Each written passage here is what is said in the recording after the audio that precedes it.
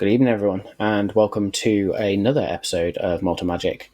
Before we start, I just need to say a huge thank you to some of the tools or some of the organisations we're using for our sound effects. So massive thank you to BattleBards and Tabletop Audio.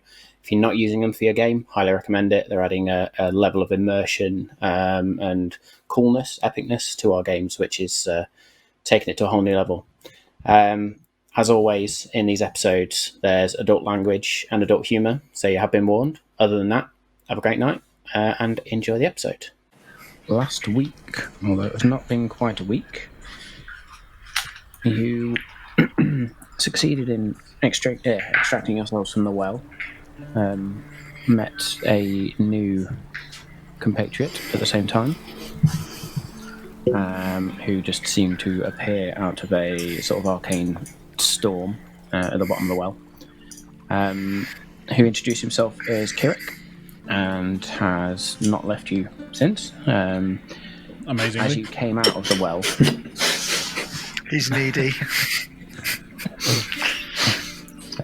As you came out of the well, you were greeted by one of the villagers who had previously been sort of egging on the shaman to sacrifice the young maiden, only to then find him transform into the familiar shape of Dawncaller, or semi-familiar shape of Dawncaller, as half of his skin on his face was gone, almost looked like it had been flayed off. His holy symbol had been burned, almost as if his oath had been broken somehow. And he proceeded to then attack you, glowing red eyes, sort of indication of some sort of control through the Eladrin at the minute. And you just about managed to wipe him out. Nobody died. Or at least nobody was incapacitated anyway. Thanks to some timely healing.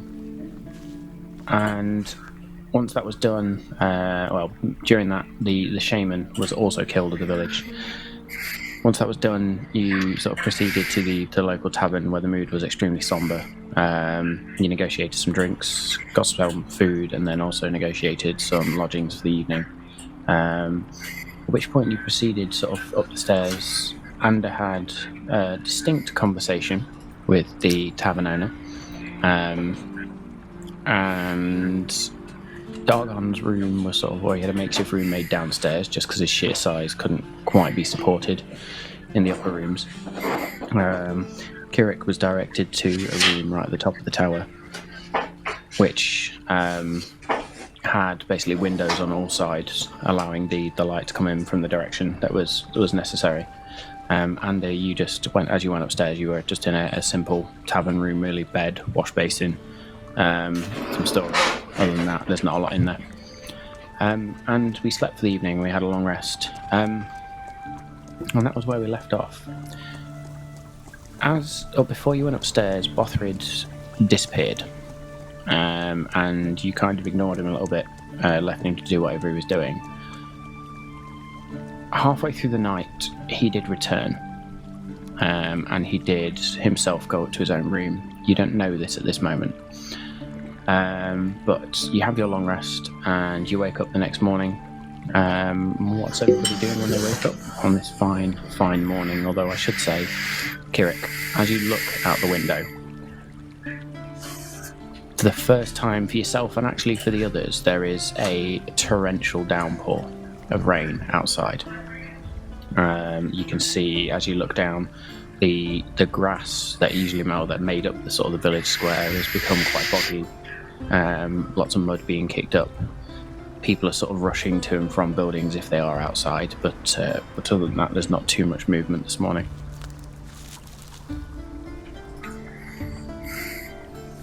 So, didn't you say that I was in You're in the basement.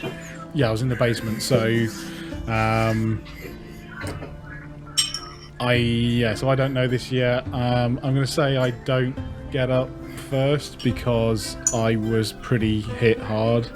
I know we all kind of were, but I was, I was brought back. So let's just say that I slept really quite well and longer than anyone else. Did you actually get incapacitated last week? Yeah, Yeah, I was So somebody forward. did drop last week. Yeah, I did drop last week. I would like to go find the landlord tavern owner to apologise. So Andy, you wake up, sort of splash some water on your face, collect your belongings, and head downstairs.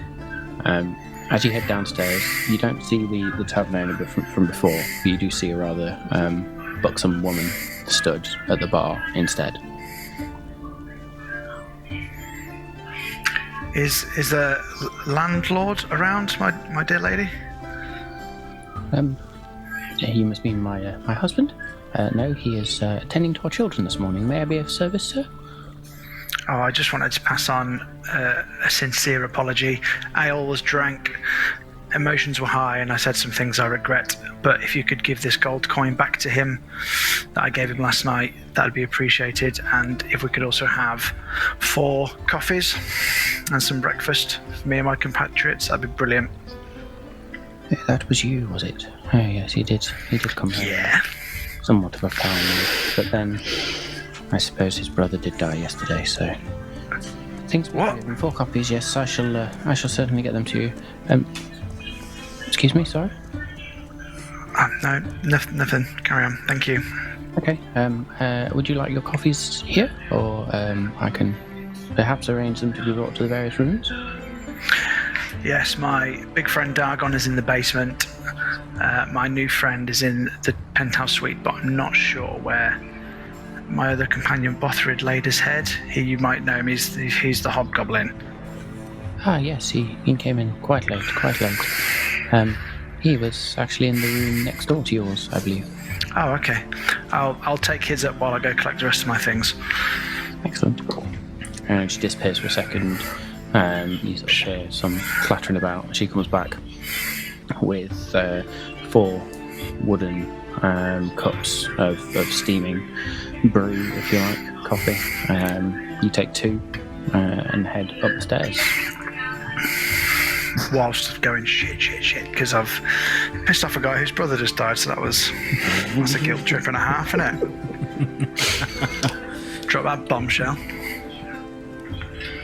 So I'm going to knock on Bofford's door. And he comes to the door. He's looking a little bit bleary-eyed. But sort of as he opens the door and nods to you. Ugh. I pass him the coffee. Okay. And he just and then goes, oh, hot. Sorry, I should have warned you it was a coffee. We're meeting downstairs for breakfast when you're ready. Okay. Great. Bothrid's now going to be climbing the walls. Brilliant. Well done. Yeah. Probably the first time I've With blisters on his tongue. Yeah, first time he's ever had coffee.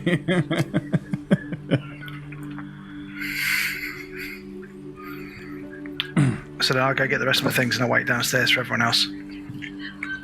Cool. So you and Bothrid sort of sit at a table for probably about, I don't know, half an hour or so before. Who's next up? I can go. As I wake up, I want to start getting my things ready. And looking outside the window, do I see anything that resembles like a graveyard sort of area? Looking outside. As you look to, what I'll call it? As you look to sort of the west, and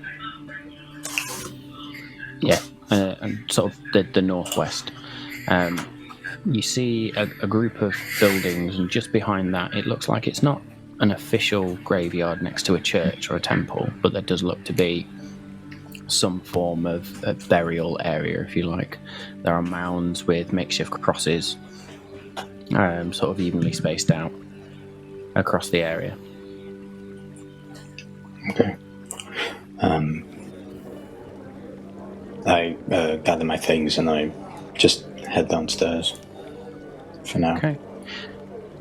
As you come downstairs, you see Ander Bothrid sat. Bothrid sort of bouncing on his chair slightly. Look at the conversation. Ander looking somewhat solemn as he sips from the coffee mug.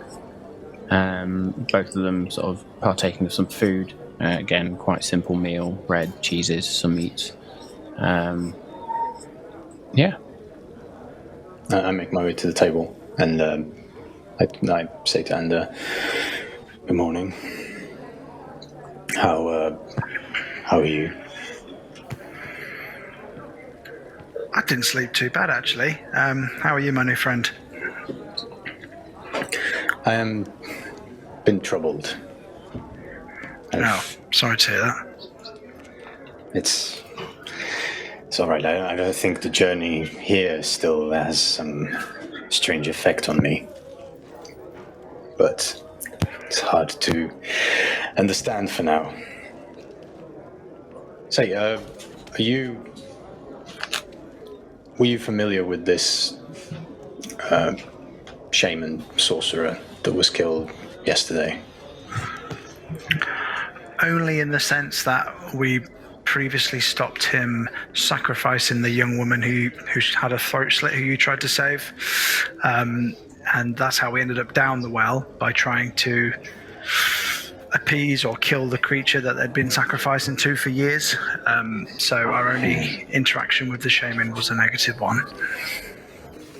But still a shame to see an innocent man killed to some degree. Of course. So at this point, I'm going to say Dargon does, finally get up after you guys. Saunters into the room, looking a little sluggish, but he's all right. Sees you lot at the table and come and sits down next to you, just allowing you guys to continue to speak. Oh, now Dargon's here. You can tell us where you went last night, Bothrid. What were you doing? And he looks around you, looks around the room, sort of a little bit shiftily, bouncing on his chair still.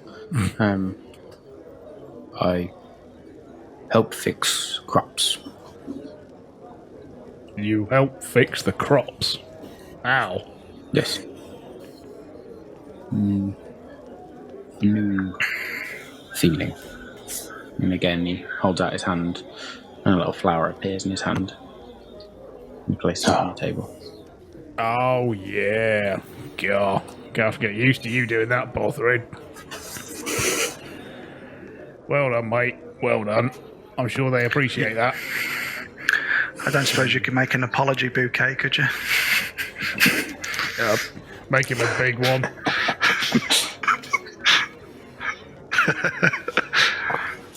Fuck's sake. You guys. Have a look. Where is he? Good old Bothrid. Just need to see if he's got a particular ability, which I think he does.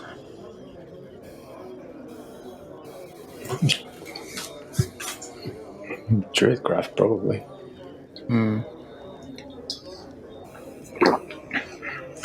He sort of puts his hands together, and it's not the prettiest thing you've ever seen, as he's quite clearly still getting used to whatever these new powers are. But there's sort of a couple of blossoms, and it looks like it's almost in a somewhat four-pointed star shape, as he weaves these sort of blossoms and vines together, and he hands it to you. Good. And then I would like to take it to the bar lady and say, please pass this on to your husband to lay at his brother's grave as a token of our condolences. She looks at you and says, damn sight nicer than you were last night. But as I say, emotions are high. I shall do so. Thank you. Yeah, I can't handle my ale. So you're not the first. I'm sure you will not be the last.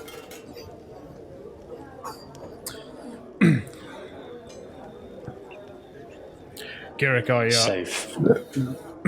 I have to say thank you again for getting me up off that battlefield. I thought that might have been my last. So I do appreciate that. Well, your time hadn't come yet. So I'm very grateful. I only made it so that you could get to your time. Yeah, probably Ironforge the way this is going. Oh well. If we go, I'll go heroically, say something very clever or like, whoops, something like that. I do have a question. Do any of you, any three of you, have any idea of where this individual who turned your former companion into that undeadly creature could be? Are you on the hunt? It seems if my my Goliath memory, which is unfortunately rather hazed with pipe, tobacco, and smoke and all that lot, it's my own fault. But yeah, we're just trying to fix this land, and he seems hell bent on stopping us. Don't know why. Don't know his motives or anything. But I do know that he was the one who destroyed my village. And it does still rankle. So he's been evil for a while. I do know that Ander might know a little more. Yeah, it's quite difficult for me to talk about, to be honest. But he did raise me for a time. I was an orphan, and he took me in. Although I didn't see it at the time, he was raising me to be a criminal, to do his bidding. But when a job of ours went wrong, he left me and my friend for dead. And I was rescued by my friend Johannes, and to be honest, it's been a personal vendetta of mine ever since. He just appears, he follows me, it feels like we're intertwined. Our destinies are intertwined, but at any given time I don't know where he is, what he's doing, until he just appears to try and ruin our lives. It's a bit of a heavy breakfast tale, isn't it? Well, it seems to me that you are on some sort of collision course with this individual. And if they're going around creating undead, well, that in itself needs to be stopped, I'd say. So if you'll have me, I would happily join you and try to help you whichever way I can. We'd be delighted for you to join us. I don't think we're going to make it past Tuesday at this rate without you. So this land ain't off, lobbing us some flack. The journey over here was bad enough, and that's just from the mainland. So yeah, be delighted to have you. The more the merrier. As you say this, Dargon, your bag of holding begins to vibrate somewhat again on your hip. And it begins to get more intense. It's almost like it's just jumping at your hip at this stage. So I grab it. Bloody hell, lads, what's going on with this? So open it up. As you open it up, the piece of paper, or the piece of parchment that you wrote that first part of the prophecy on, bursts out of the top and lands on the table before you. And as it lands, there is a purple shimmer that goes across it. And the text changes slightly.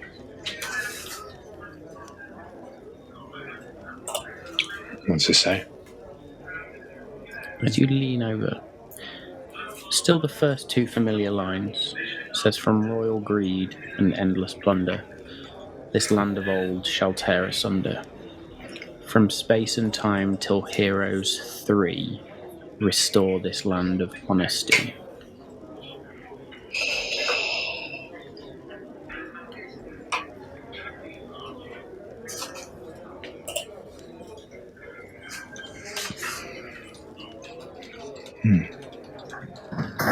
It appears we were meant to go together on this quest. Looks like someone knew you were coming. No pun intended. Curious.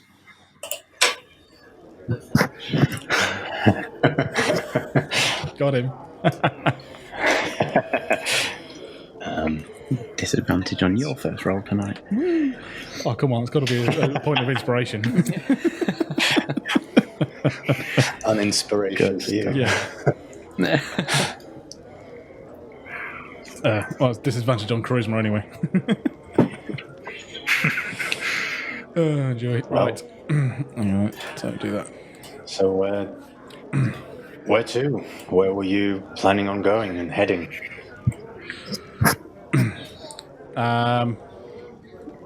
Matt, remind me, were we able to draw out or get given a drawn map of the area? You had the map of Nyland that was Yeah. given to you by the Malt Masters, which sort of laid out key features with a rough scale. In terms of more specific maps, you don't have anything. No, so if I say that I was going to then show the party where we were going to go, and then say, I think, and then go from there. Do we have one like on our person, basically? Or You were given the map by the Malt Masters. Cool, lovely. Let's say then. Do I have any sort of map from my studies, even if it's kind of like out of date, as it were? Roll me a history check. Let's see. So as you're doing that, if I then say that you just asked where we're going to go, so I say that I bring out a copy of the map that we've got, lay it out on the table next to the prophecy. That's a 12 in history. So you have bits and pieces of town maps, sort of old city and keep maps or layouts, but it's difficult to piece them together into the large sort of overall continent map. Or kingdom map, I should say. Okay. So, if we say that I therefore bring this out and go, all right then, so we got over that wretched sea, and we are now in Greenflower. Our destination is Ironforge. First of 3 places we plan to be going in this particular kingdom. Area, whatever. So, by the looks of this map, we need another map. So I would say, as it's quite unclear how to get there, apart from just heading straight south, that we need to find someone with a better map. When we do, hopefully, we'll know a good route to get to Ironforge. What we'll see in Ironforge and what we're going to find, I have no clue. But we got to get there. And we definitely need to go by horse, by cart, something other than on foot, because we only have just under 2 weeks now to get back in time for our return trip over on the boat back to Seameet. So what'd be interesting to know is where the mountain and what appears to be a lake merge. Is there a track just between that, or do we need to go right to the bottom to then find a crossing over that river into Ironforge? That'd be handy to know if we can. Or could we go by boat the whole way? From what I remember of the seas are horrible. Now, just the passing took us 3 weeks. I would say that even veering off to the edge of the seas, even a couple hundred meters, might end us up in the Dead. God knows what, dead. Yeah, in the belly of some horrible kraken, probably. I would suggest we stick to land for now and fight off whatever we can. You've been here the longest. I will follow. Alrighty then. Do we split up and grab a few bits? We need a map and we need some horses. Who wants one? I can take care of the horses. Sounds like a plan. You are, if I remember, after last night, he said his name was Grenon. So, you're looking for Grenon, who probably has some horses around him, hopefully.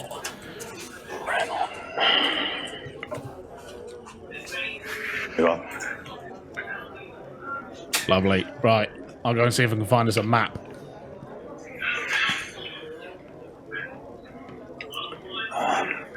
Andy, you want to come with me, or are you going to go with Kirik, or are you going to stay here? I will go with Kirik.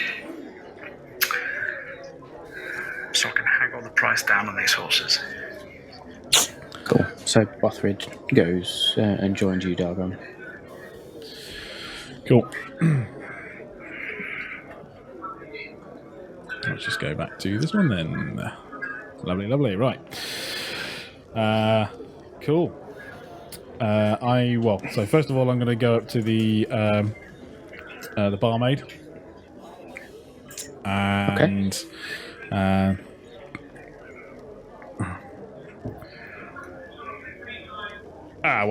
thank you very much for you and please tell the barkeep and that's very grateful for you letting us stop here. And I was just wondering if I could ask, is there anyone around here who might have a knowledge of the area of the island and maybe possibly even some maps? We're trying to get down to Ironforge, and we are keen to make sure that we get there. Anyone you might know? Don't know what could possibly make you want to go to that place. But what by chance do you know about it? It's supposedly haunted. Well, you hear many stories about those that have supposedly adventured down there, but nobody we know ventures there willingly. Only those looking for opportunity or to seek riches that aren't theirs. It's known to be well, at least to me, it's known to be a place of darkness and sadness, I suppose. In terms of maps, well, our shaman had all of those types of materials, so I don't know. You could probably go see if anybody is in the house and taking care of the affairs, but he had no children, so we're a bit lost as to who takes over, really.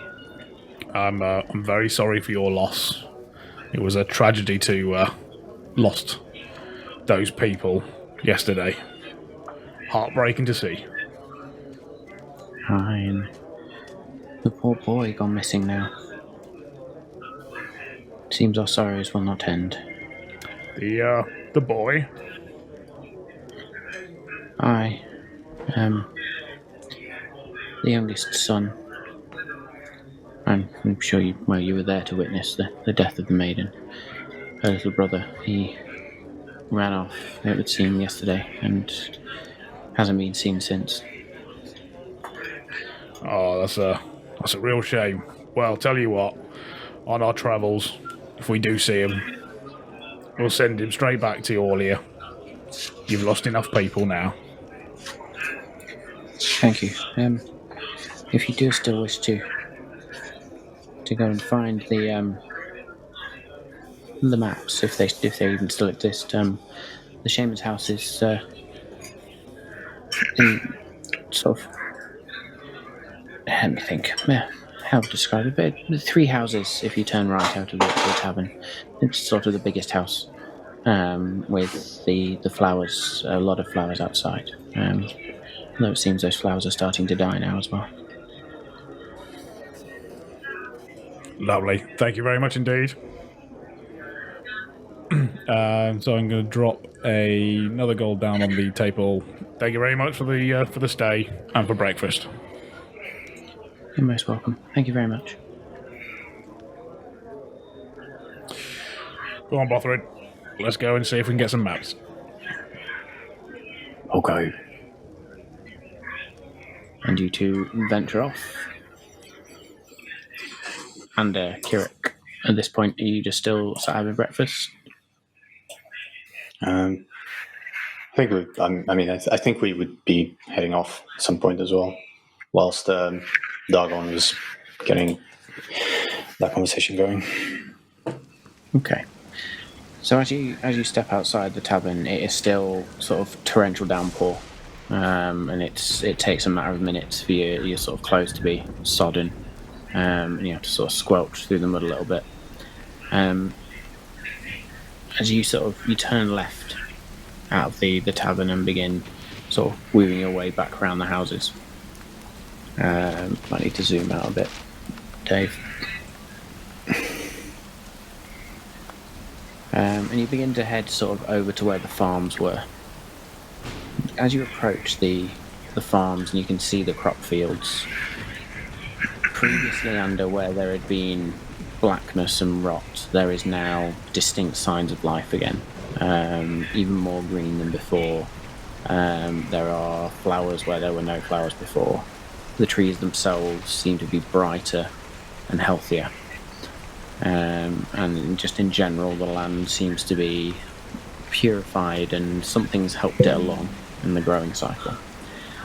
Both of you look sort of over to where there's a huge haystack, and in front of there is a stable. A number of horses in there, although not a huge amount, and there is a quite large, burly half-orc, funnily enough, tending to the horses and sort of patting the manes and sort of calming them while they're inside the stable, giving them bits of feed here and there, mucking out the stables as he goes.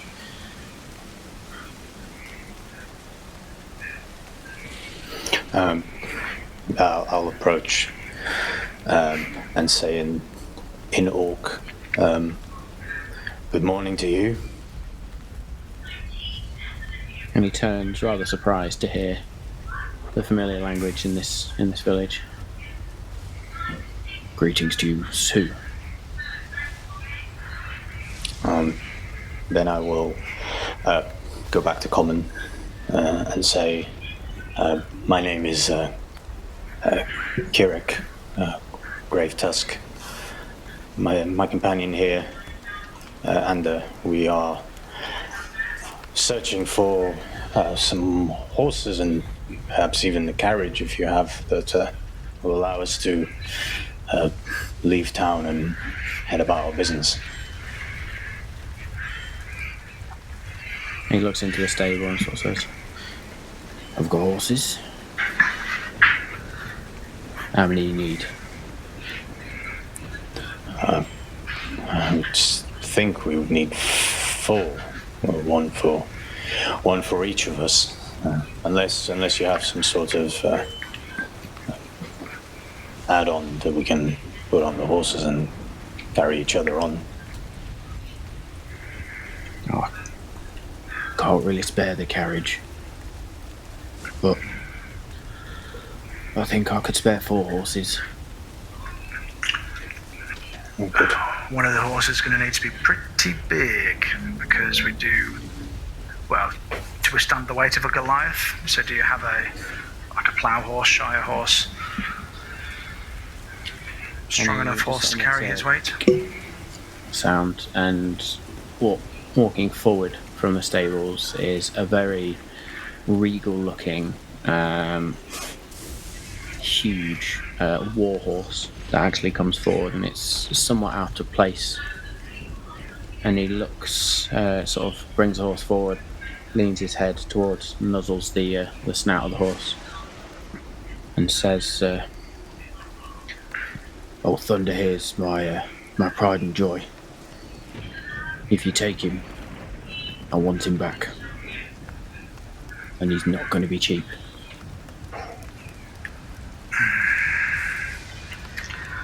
When you say not going to be cheap, what are we saying? How long you be gone? Maximum 2 weeks. The Thunder here.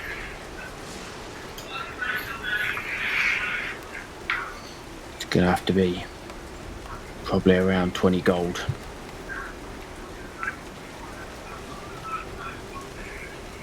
I can work with that. How much for the 3? Just normal horses, I presume. The fastest you've Yeah. Fastest you go, yeah. And he just points out a couple of chestnut stallions and a white mare, and says, "Those three should see you through. If you need all four, you bring all four back. We'll say 40 gold for the lot."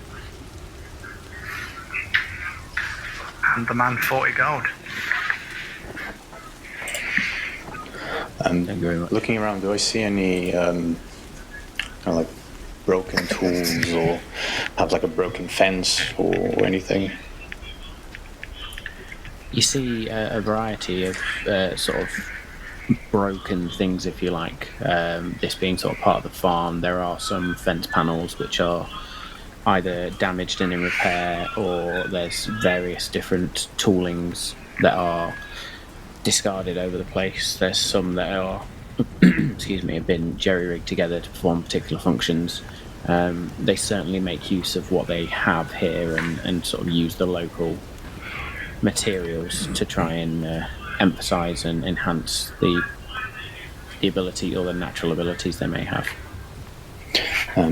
Whilst Ander is kind of taking care of the price of the horses, I'm going to move up to the fence, and I'm going to cast. Going to look at like the slightly more broken ones, and I'm going to cast mending.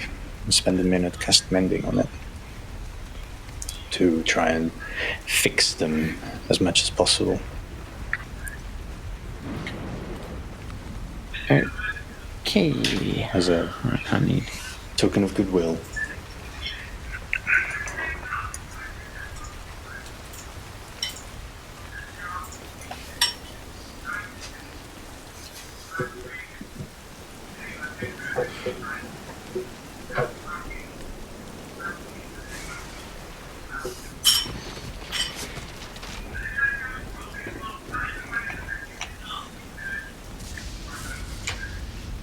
I am going to say, what is your spellcasting modifier? Modifier +4. And you use wisdom, don't you? I do, yeah. As a cleric. So I'm going to say, make me a wisdom check with advantage. Let's see what sort of mending you're able to achieve.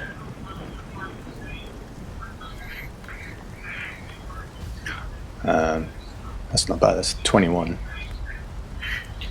So the fence, which was in tatters in front of you, sort of the glow from your hands, you cast mending, sort of shimmers over this fence panel.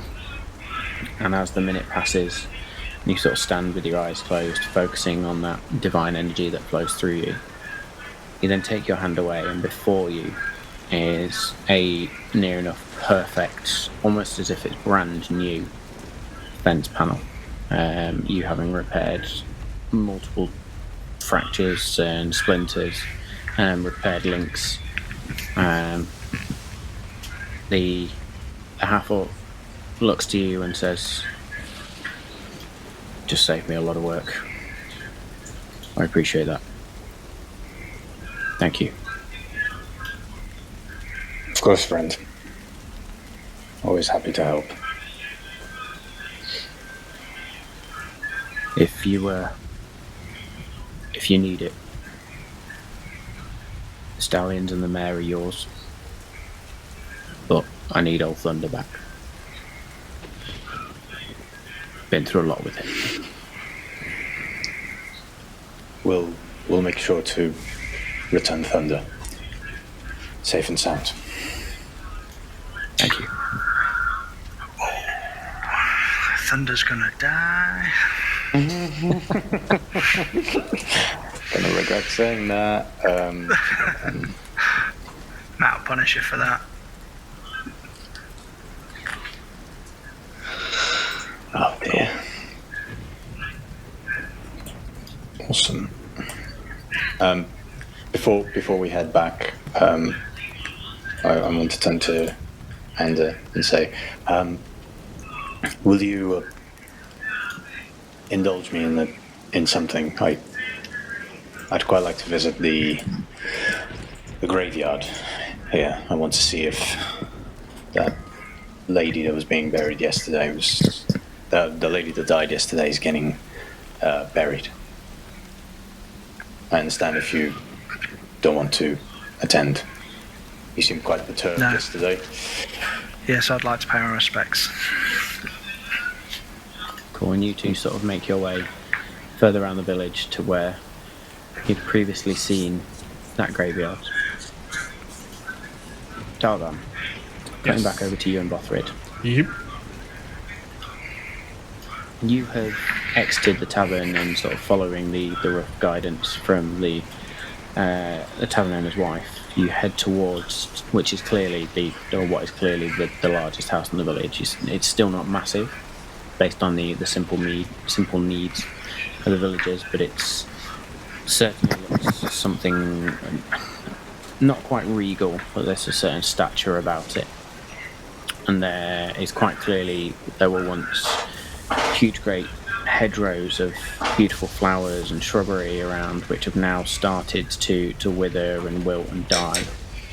And it's almost like the majority of the populace are avoiding the building itself.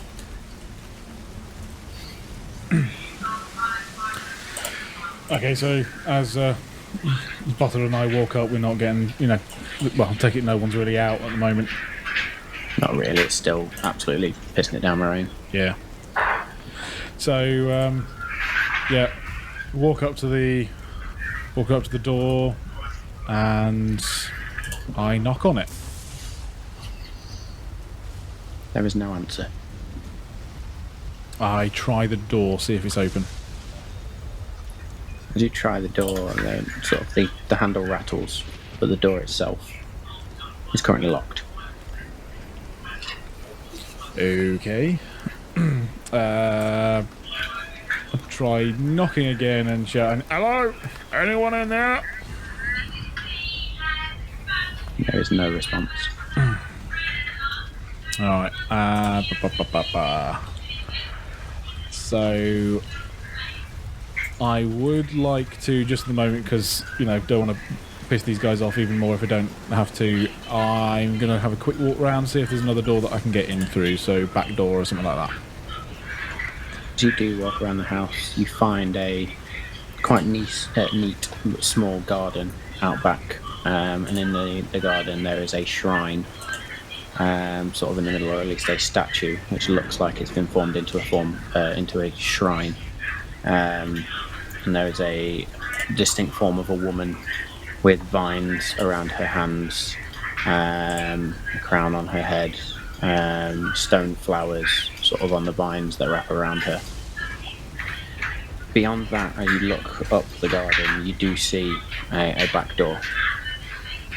Cool, so I go up to the back door, and again I'm just going to try and open it. I'm not going to try and knock this time. So again, as you go to open this door, the handle rattles, the door is locked. Yep. But you do notice a bit of give in this door. Okay.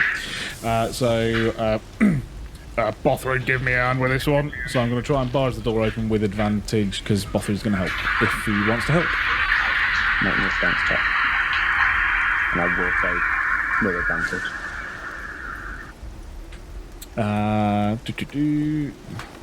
It's really good that you said that. No, this is just adding strength modifiers in my +5, Yes. not anything else. Okay, that's 15. 15? So it doesn't take a lot for the two of you to just gently shove your shoulders into it, and the door just sort of... The lock itself just almost snaps, and the door swings open. As the door opens, the neat and tidiness that is outside is in stark contrast to the interior of this building. There are papers strewn all over the place, books pulled down off of bookshelves, chairs have been moved, tables have been moved. There is basically just stuff everywhere. Oh, bloody hell. It's going to take forever to find a map in here. Okay, so I'm going to say if I can wander around and see if I can can I make a general investigation check to see if I can find where the maps might be? So, like scrolls and stuff? Make me a perception check. Perception check, okay. 16. As you go into you walk through what is clearly a kitchen type area, and then you enter what looks like a sitting room, study type area. As you look towards one of the walls, and on the floor there are a number of scrolls on the floor that look like maps, and it looks like there may be more stacked up in this particular bookcase. Okay. So if I can start rifling through them to see if I can find a map of the area then. Okay, make me an investigation check, please. Investigation. It's 11. So you find a variety of maps around different areas of Nyland, but nothing about this island in particular. You do find one map of Moonbright, with all the buildings and all the alleyways and everything laid out. I'll take that. That is the most complete map you find, but currently you don't find anything for the island. Yeah. So, not found anything in that pile yet.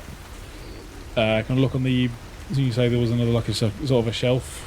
Or was I looking on the floor of the shelf? Looks like there's so you're looking on the floor, that looks like there's more on the shelf. Yeah. Okay. Have a look up there. Another investigation check.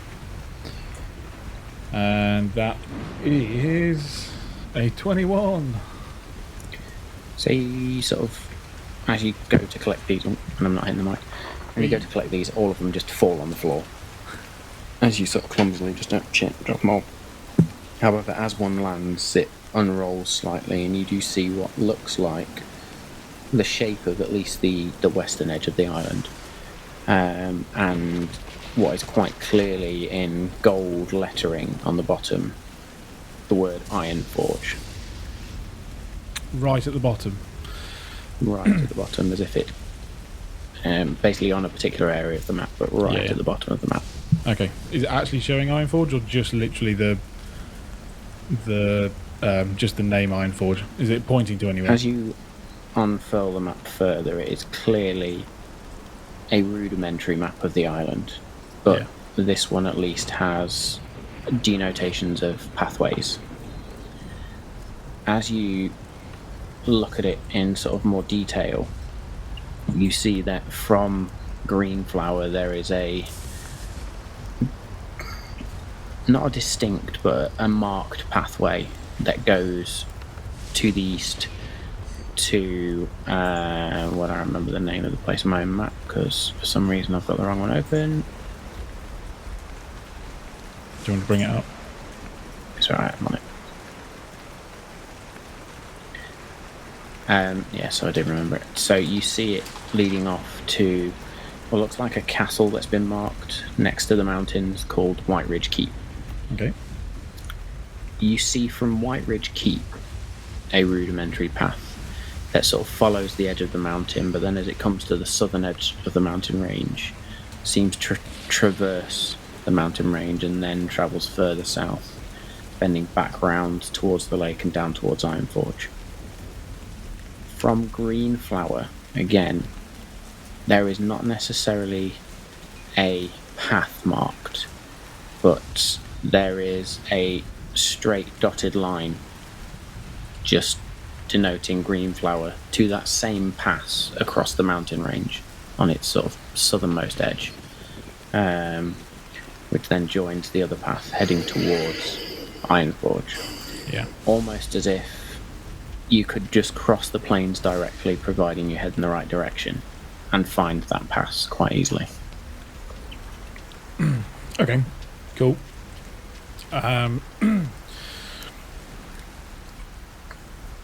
Cool. I'm guessing that's pretty much the only map that I am going to be looking for. So I can't think that there would be anything else that I would intently want to look at in here. Okay. Or anything else. So leave the building. Yeah, leave the building, and we'll probably head back to the tavern, because actually we didn't say where we were going to meet, and I'm just going to hope that in the village I can see, hopefully, Andrew and Kirik have got some horses. Cool. So you do head back to the tavern, mapping bag, I should say now. I'm assuming you're stuck in your bag of holding. Yeah, I got that one. Obviously, got the other one that I found. As you sort of exit, Bothrid just sort of picks the door up and clumsily just sort of tries to make it fit, and then just leans it, turns around, and follows you out. Yeah. Cutting back to Kirik and Ander, you approach the makeshift graveyard. It's quite clearly the village graveyard, but it's nothing spectacular like you would usually get. Danny, you're on mute. Sorry, mate. Sorry, man. That's me. I did that to him. Dave's getting annoyed at my breathing. What I was going to say is, off camera, I can't win because if I mute it, it clicks, and then either way. Anyhow, off camera, we left the horses with our matey boy, so we didn't have to take him to the graveyard. Otherwise, we'd traipsing 4 horses about town, so we're going to pick him up on the way back. Yeah. So you agree to sort of meet him at the edge of the village in an hour or so. As you approach this makeshift graveyard, 2 new graves have been dug. One in a sort of central area of the graveyard, another one that looks slightly smaller has been created off towards sort of the eastern edge of the graveyard, if you like. Around that smaller grave stand the same family that you met yesterday, all dressed in black, and there is a figure on the floor. We'll say a figure on the floor, wrapped in what looks like white muslin cloth, and it is sort of the father and mother are stood there. So obviously you now know the little boy has gone missing. Further to the centre, where you see the bigger grave being dug, you also see what looks like some stonework being dragged across as well by a couple of people, but other than that there doesn't seem to be a huge amount of people near that grave, and there is no sign of the shaman's body. So yeah, that's what you see before you. I want to move up to the family of the girl. I want to turn to them and say, good morning. I would like to say first, I'm terribly sorry for your loss. I was present when your daughter fell to that monster. I am a priest of sorts. I'm sorry, there's nothing I can do for your daughter right now, but there is. I could perhaps give you a little peace of mind if you'll allow me to perform a small ritual for her. And they look toward you. The wife is just face strewn with tears. The husband and the father sort of turns, looks at you up and said, you yes. Oh, okay. In that case, I'm going to move up to the body of the girl. I'm going to go into my pouch. I'm going to take 2 pieces of copper. I'm going to place it on each of her eyes. I'll put a pinch of salt in her forehead. And I'm going to ritual cast gentle repulse, which means for the next 10 days, she can't be. She won't decay, and she can't become an undead. That's what I'll do for the next 10 minutes. You spend 10 minutes, and as you watch, Kirik, remind me, do you carry a holy symbol, correct? I do, yes. Kind of on my chest, just like a necklace, the holy symbol. Cool. So you see you see Kirik reach up and clutch the medallion round his neck, and he begins to sort of place his hands as he places these items on the body, and he places his hands, and again you see that somewhat golden glow of divine energy begin to emanate from his hand and weave almost in veins through the muslin cloth and into the body beneath it. 10 minutes pass, and then there's almost like a final fizzle of divine energy, and all goes silent for a minute. You don't hear the pitter-patter of rain anymore. You don't hear the crying. You just hear pure silence. And then slowly but surely the sound comes back. And Kirik stands up and turns to the husband and wife. And the husband says to you, "Hey, not sure what you did, but it is appreciated." She'll be at peace now. Thank you. I'm just kind of standing in silence next to them, head bowed. I suppose just being a bit mournful. Not really saying anything, just being there with them. And you see the father bend down, place a kiss on his daughter's, or each of his daughter's cheeks, and finally on her forehead. The mother kneels down next to him, does the same, grabs one of her hands through the muslin, and then they each go to opposite ends and they begin to sort of just gently lift and sort of shunt the body slightly and gently lower her into the grave. At which point you hear the father says, "Goodbye, my baby girl. Rest well. We'll see you soon." And then he picks up a shovel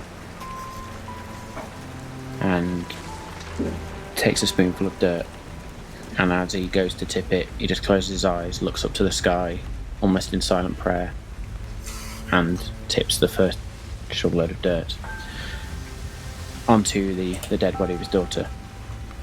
At this point, the wife begins to cry, almost wail quite loudly in sadness, as she watches her husband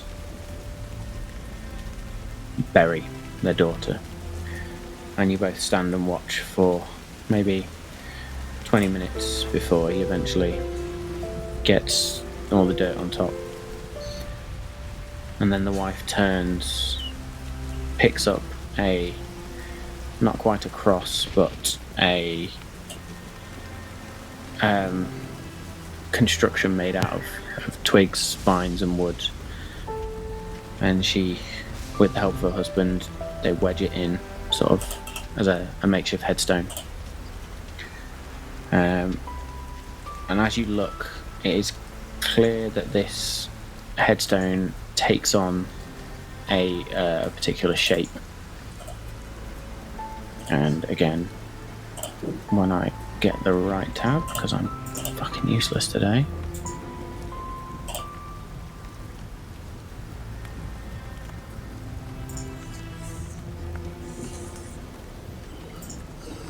So you see sort of a central stick, looks like almost a shepherd's crook the way it's curved over, and then woven together ropes and vines and flowers, leaves in a circle around the top. You recognise this also as a similar to the necklace or medallion again that the shaman was wearing on that first meeting. They both kneel down again, place their hands on the dirt, whisper a final goodbye, and then they turn and slowly depart and make their way back towards the village.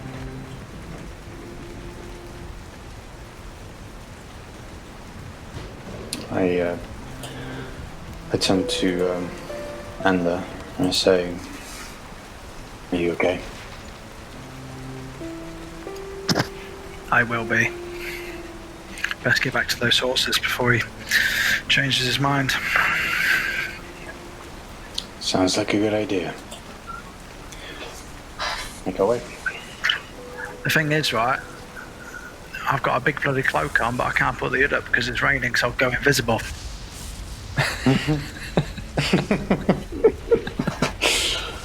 Can I put the hood up without it going invisible?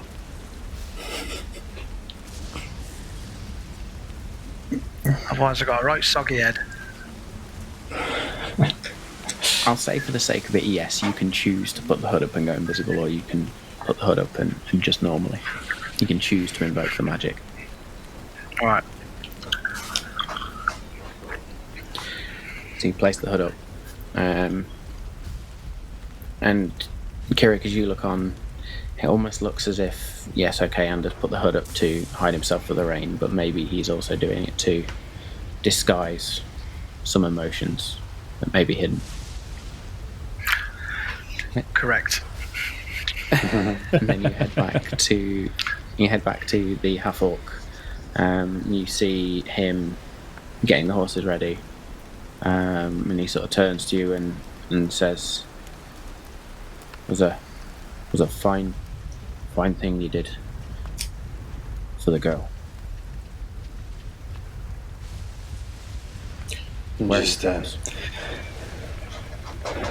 Just trying to do my best.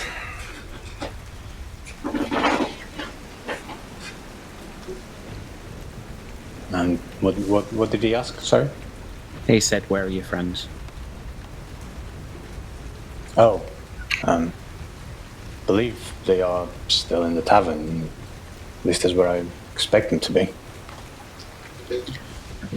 Very well. Well, the horses are ready. If you want to collect your friends, I'll meet you at the eastern exit. Very well. You're too kind, sir. We'll meet you there. Cool. You head back to the tavern. As you enter the tavern, sort of stomp your boots off and shake the drips off. You see Dargon and Bothrid poring slightly over a map, doing their best to keep the drips off of the map itself by just sort of got it stretched out and using the coffee mugs from before just to try and investigate it, and then sort of standing back so they're going to drip rainwater all over it and destroy it. So are we back inside the tavern now? Yes. Yeah, cool. Yeah. Lovely. The sound effects are good though. It's almost like we're listening to a podcast play. That's what we're liking to do. Cool. So, you enter the tavern, you see your two friends now looking at this map. You've just had this relatively emotional experience. Kirik's done some beautiful work, beautiful divine work there. How would you like to proceed?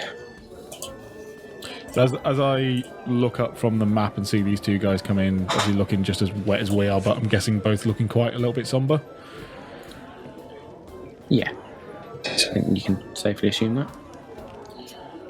More somber than when they left. But I try. Just because I was going to say, I'd be Go on, like, what happened, boys? You didn't kill a horse, did you? Bloody hell. At which point I do try to lighten the mood. We've got you a prize stallion, my friend. The only one strong enough for your ass. That's a good point, that. Yeah. Don't Don't want to crush them as we go out of the village. Thank you, Ander. I appreciate it. The only catch, we have to bring them all back. So, given the luck we've been having, we may have to find identical replacement horses before we return. I'm sure our adventures won't be that dangerous that the horses will die. You may have to heal the horses instead of Dargon next time we only get into a battle. That's a good point. Be a choice to make. I'm not sure I'm happy about that, Ander. I'd rather live. Is that something that could happen? What? So, like, Heal a horse. when we get into a fight, the horses might be casualties, and then we may have to actually try and save the horses. Potentially. Are they playable characters now? They're not playable characters, so to speak. You know what I mean? Creatures. They have so stats, with yeah. Statistics. Yeah. Yeah. That's what I mean, yeah. Yeah. Oh, I've just seen what my animal handling bonus is. That's going to be great. Should have picked that when I leveled up. Cool. Lovely. Okay, so if we're all looking over the map. All right, then, boys. This is the map I managed to find the shaman's house. So you can see here we've got the two routes. One looking, pretty definite. Look like it goes by this other keep. But looks like we could also take a bit of a risk. Head straight for the mountain pass. What are you feeling? What's the shortest route? Is it the riskiest route? Looks like it to me. Straight south if we can remember how to... Well, if we can know how to get there. I think the two things to bear in mind is we can't help getting ourselves into trouble. So going to a different town may delay us in terms of getting back for our return ship voyage. Alternatively, thinking about what we said about the young boy who's gone missing, he may well be in that other town. So if we actually were serious about looking for him, we could go there. Kieran, you're being awfully quiet over this. Yes, I think if you seem to have a time constraint to go back over the passage, going into towns might get us distracted, let's say. So if we can find a way of either passing by the town just to resupply or avoid them completely, then perhaps the path we should take. That's a good point. It could be our route home, depending on how quick it takes to get there and how depleted we are once we get there. Yeah, we could go the riskier way there and then a safer way home, depending on how much time we've got left. Alrighty then, sounds like we're going to try and take the straight route, yeah? Indeed. All in favour? Aye. Aye. Aye. The ayes have it.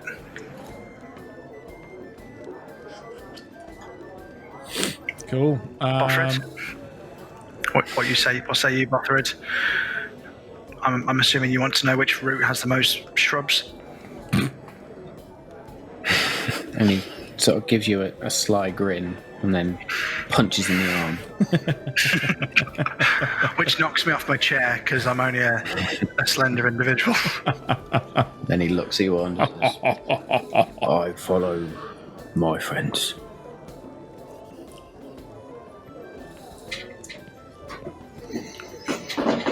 Oh, yeah, then. I don't care. He's just happy to be along for the ride. Okay, then. Oh, we should probably mention at this point that the horse keeper said he would meet us at the eastern exit of the city with our horses. City, I forgot to bloody tell you big village. Yep. More And I was taking the piss.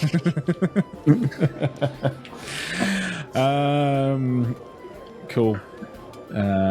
Do we need to think of getting provisions, food and stuff?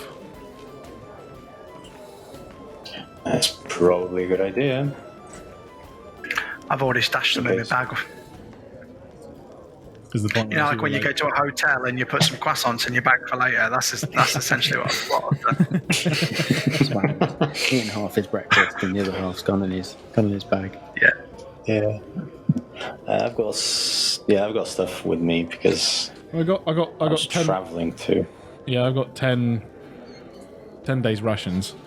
So if we get a few more from the barkeep and see if we can, make it the 2 weeks. Because if we don't, we're stuck here anyway. Cool. So I'm going to. Anyone else needing the rations? We'll see if we can grab a few more from the tavern here. They had some all right stuff. I will. I'll grab some. Lovely. Cool. So Approach the.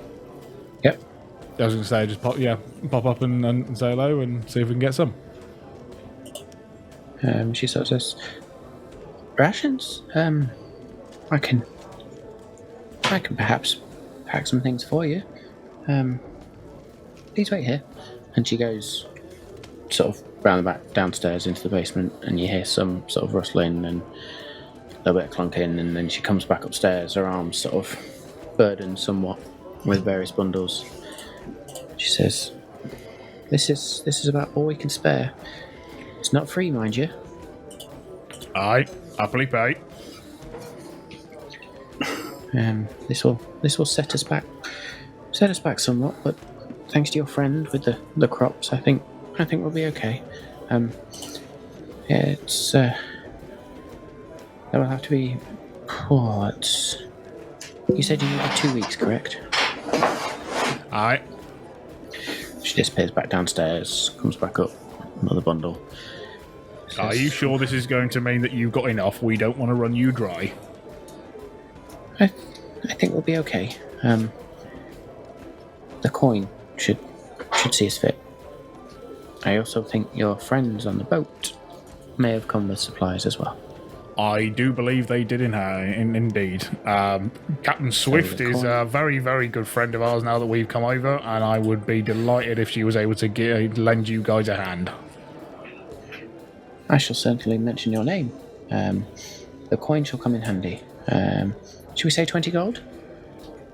20 gold? Sure thing. Here. I chuck an extra 10 on top. Because I am racked at this point, yeah. Cool. Yeah. You are too kind. And she looks at you and says, try not to worry yourself too much. Water under the bridge. Once my husband has grieved, he will be himself again. Is your husband by any chance a smoker? No. Ah, I was going to offer him some of this wonderful, wonderful stuff I got on the other side of this channel. Makes your head spin. If it's smoke and leaves you wish to share, our stable master, Grellan, he certainly likes a pipe or two on an evening. I might drop some off for him. Very well.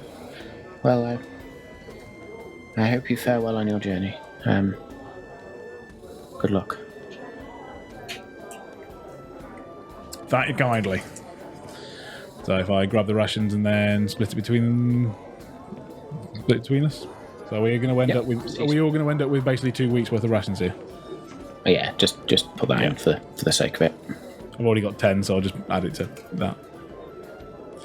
Cool. So I go. Anything else you want to get then, boys? I'm all set, ready to go. Lovely jubbly. Let's be on our way. Good to go as well. Bothrid picks up his Timing on the music. javelin of lightning, sort of places it on his back. Let's go. More victory. And he leads out the door. Starts heading off.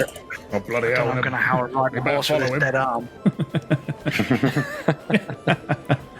That's all right, Unless Ander. you say that, you just I'll hear pick you Bothrid back up chuckle off the from floor after I've laughed.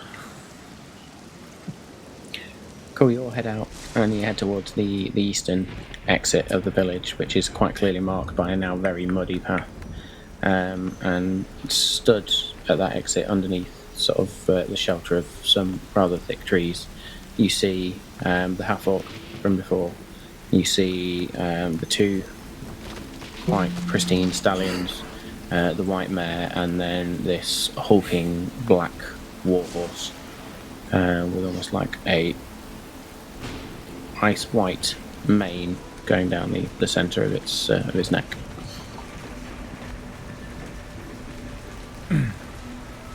So I welcome you. Grelon, is it? Yes. I must say, thank you very much for these horses. That looks a fine steed. I also heard from the lovely barmaid that you might like a bit of tobacco for your for the evenings. I got this on the other end of the seas. I hope you enjoy it. So I got a small pouch and I've mixed a few bits out, handed it over to him. And he looks at it, gives it a sniff. Been shopping in Seamead. Aye, had it before, have you? Oh, yes. Thank you, my friend. Oh, you're very welcome. Look after old Thunder. Thunder. Lovely name. I will Which is- look after Thunder like I look after my sword and my shield. He will be looked after. And he looks at your sword, looks at your shield. Very well. Then he turns to Ander as Ander goes to... Which is the smallest horse? Because I'm the So the- smallest. The two stallions and the mare are relatively similar sized. If you had to say which one's the smallest out of the three, it would lean towards the white mare. I'll have, yeah. Well, I'm the odd one out of this group at the minute. I'm the only human, so I'll have the odd one out horse. Cool. So you take the white mare. Kirik and Bothrid take the two stallions. As Bothrid approaches his stallion, he reaches out a hand, and the horse sort of whinnies, and you just see him whispering slightly to it, and the horse almost sort of bows its head as he climbs up and seats himself on the back. And sort of I'm not going to lie, Bothrid. I've never really ridden a horse before. Can you whisper to mine? He looks at you and goes, "Uduga," and begins to just sort of canter off. I bloody hope he knows which way you're going, because I'm going to be following him. So I'm going to Cool, we attempt to get get on on our my horses horse. Yeah. So we need to make some sort of stupid roll. Well, No, you're going to end up pointing backwards on your horse in a minute. What's that roll going on? Do we all need to make an animal handling check, by the way? Yeah, why not? Alright then. Let's see what happens. Sure. Let's see what happens. The dice gods have been kind. I got to 19. that's not bad. Say you sort of That's problematic, because I get on the neck a little bit, and then you sort of look and you just about figure out how to get on the horse, and you get on top and you sway a little bit, and the horse sort of nervously shuffles, but she seems quite content. She's quite happy. You manage to sort of figure out how to turn her and gently sort of dig your heel into her side to bring her into a slow trot to follow Bothrid out. Kirik. 23. Kirik, like he's done it every single day of the week, just literally grabs the horse, hops up, pats it on the neck, eases it off, just quite happily bouncing along. Dargon. Yeah. We're going to have a Gimli moment here with a horse. A 2.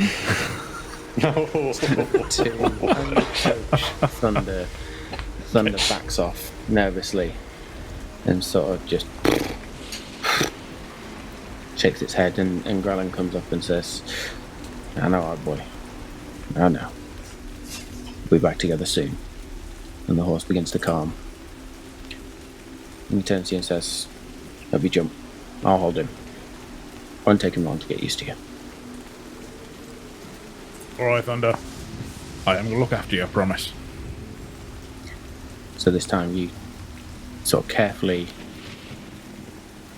and sort of slowly mount Thunder, and he shuffles it in a little bit. His head shakes a bit. Grelin calms him down, and then pats him on the arse, and Thunder rears up. You almost topple off, but you manage to grab to the reins, and then he just shoots off and begins to overtake the other 3.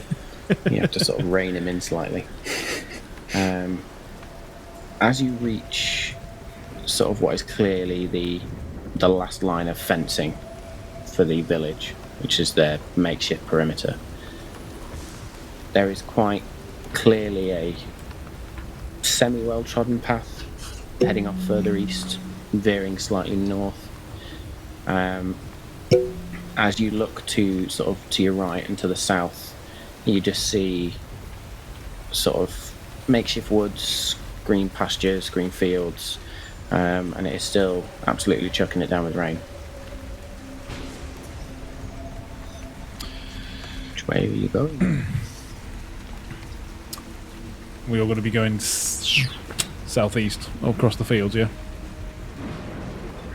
Cool. So Have you committed the map to memory, or do you need to try and ride your horse and get the map out at the same time? I've so far committed it to memory, but as far as you know, the map showed it was just basically a straight line. It didn't actually show doing anything. Okay. So basically, we just got to hope by heading towards the southern parts of the mountains. So do we not see a path heading out of town, Matt? we do, but that one goes. It's heading sort of east and northeast as you look to the sort of southeast and to the south where the map was indicating to go. There's no clear path, if you like. No clear path that way. Do we give it a whirl? Yeah. Cool.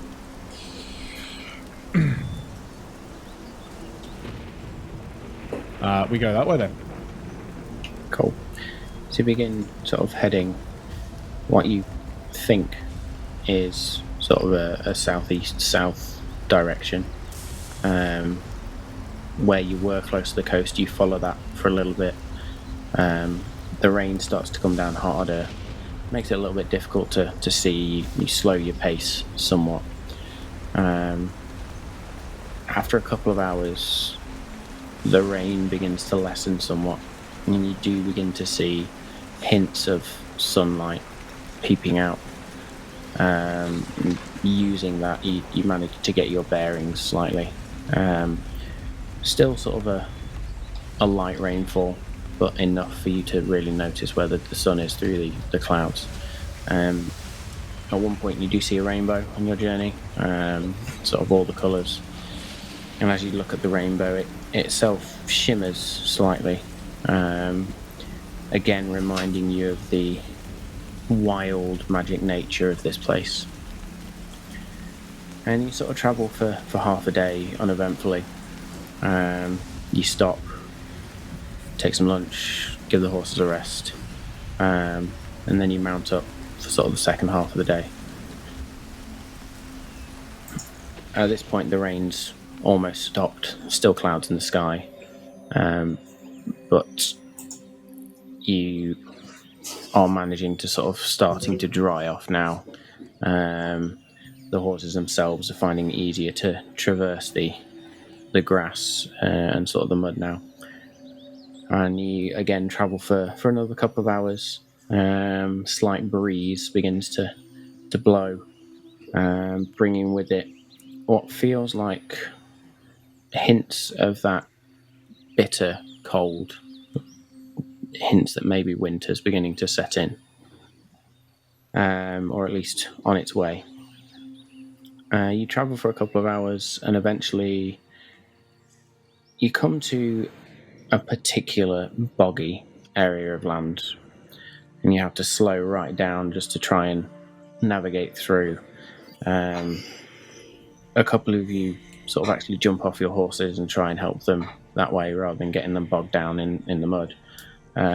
Sort of just guide your horses through this bog.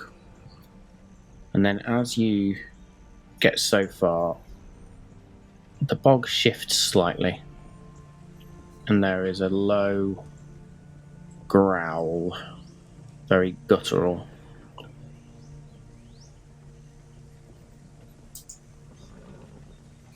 As you travel slightly further, you hear it again, and the bog shifts even more, and then all of a sudden mud just flies everywhere.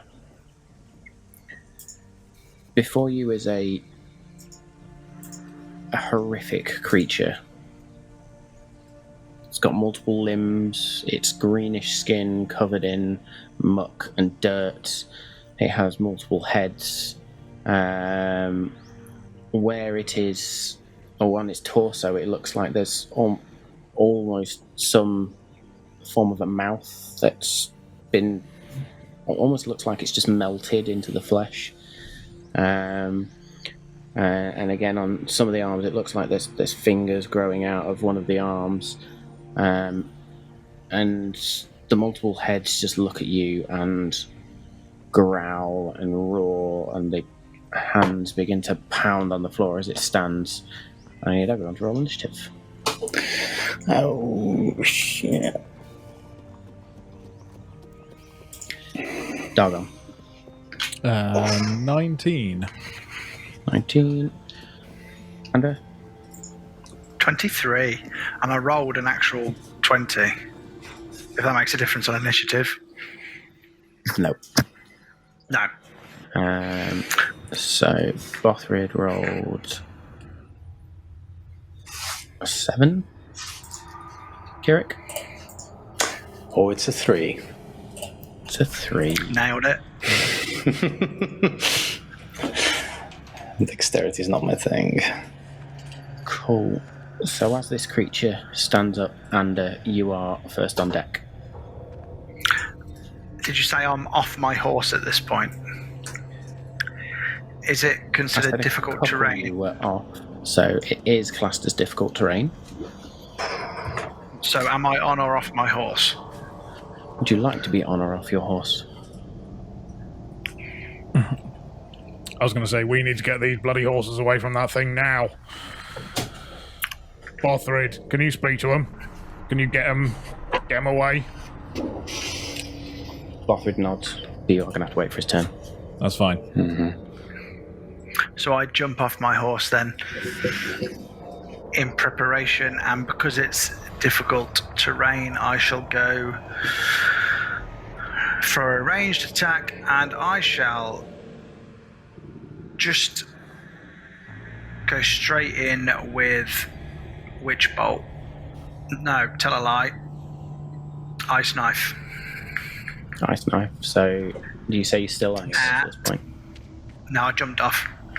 So you've jumped off your horse. I jumped off my horse, and I'm going to do Ice Knife at 2nd level, please. Hopefully. With a 22 to hit. Yeah, that'll do the job. And then get out of my face. Right. With 10 piercing damage.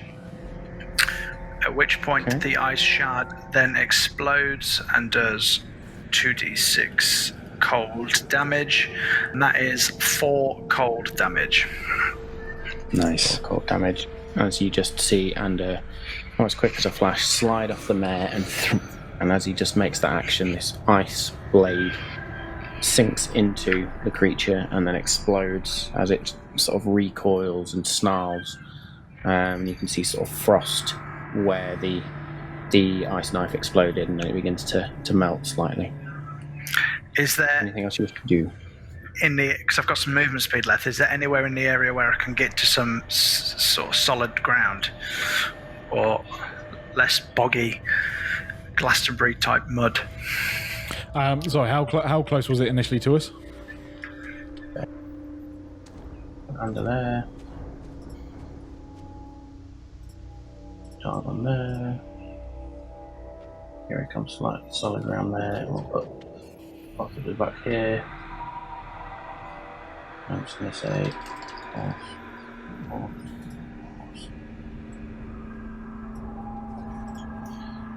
And then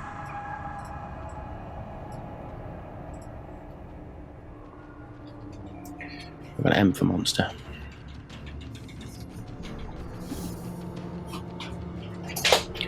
Cool. So that was Anders' go.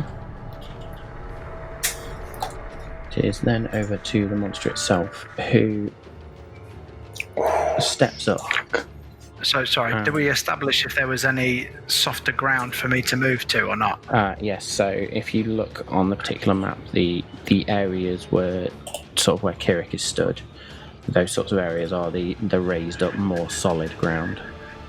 I would like to try and get to one of that bit next to Kirik, please.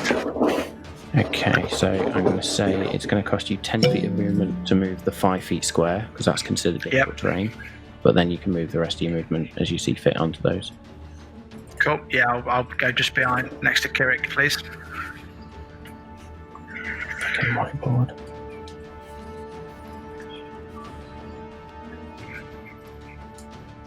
So I'm just going to say you managed to get up to there. Cool. The monster itself is going to come straight up to there and is going to make 5 attacks. 5? How many? It's a bad motherfucker. You take the piss. Well, that's got like loads of arms, I suppose. One for each arm. Yeah, so it initially goes to bite the Bothrid, which is a 29 to hit. Kind of going to do it. Is that a natural 20? Almost. But rolled 1. So he takes 7 points of piercing damage.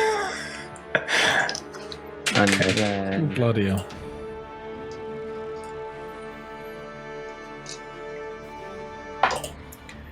five points of poison damage.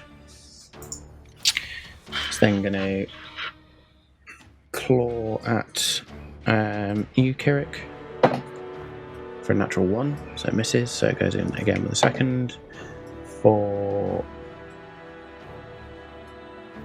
18 to hit. Yeah, 18 does hit. Cool.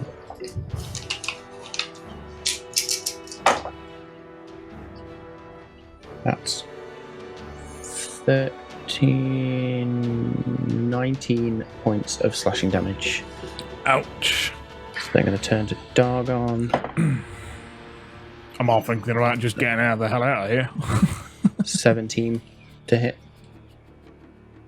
Does not hit.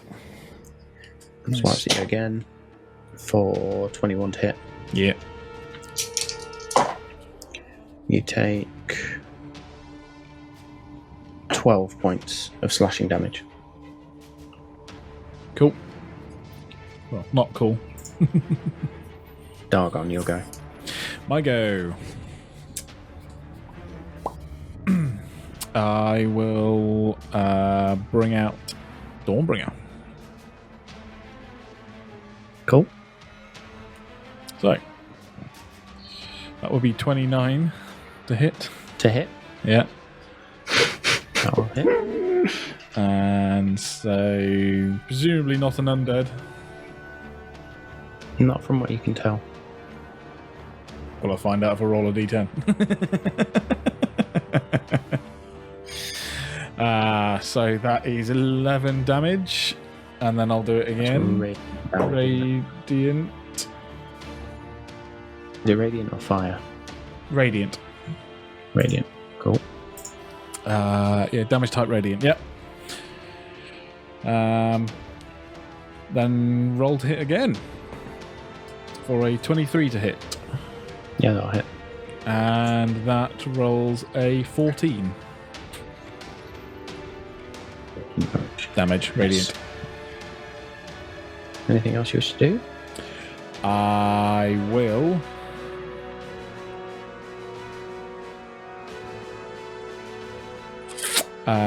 Nope, that's all I'm going to do. But yeah, my previous statement to Botherid of telling him to get the horses the hell out of the way. But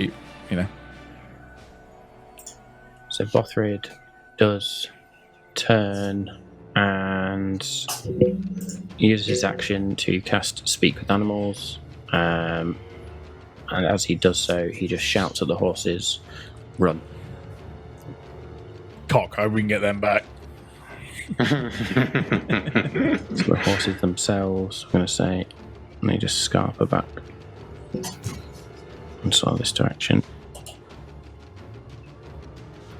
And so that's as far as they get for now. Kirek. Okay, I take it I'm engaged with it, right? With whatever this is. Yes.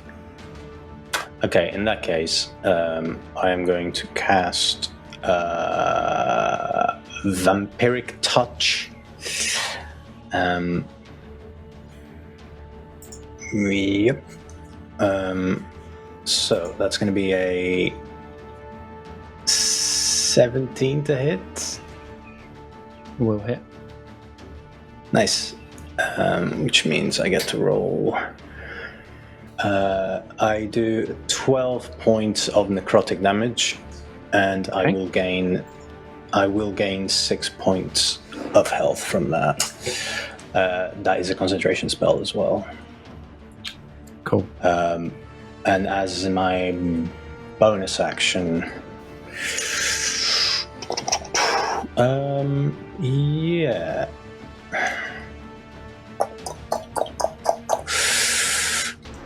Okay, as my bonus action, I'm going to cast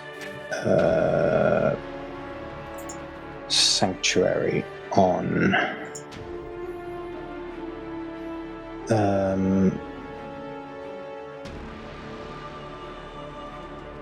myself. Okay. Oh, looking after himself now, are we? Wisdom save every time it's.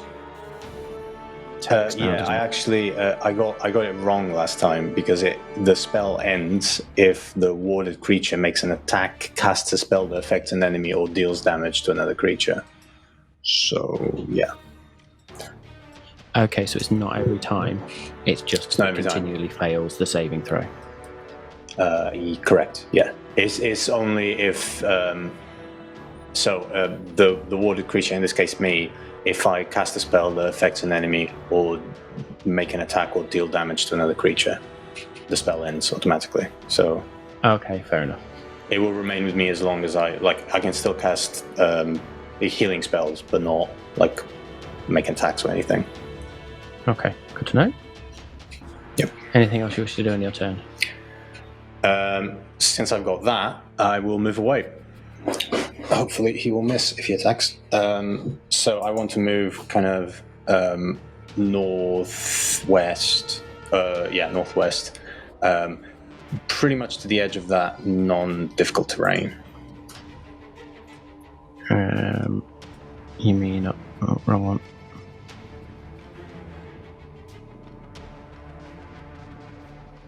How difficult? Zoom in. Trying to do it without doing that. Of course.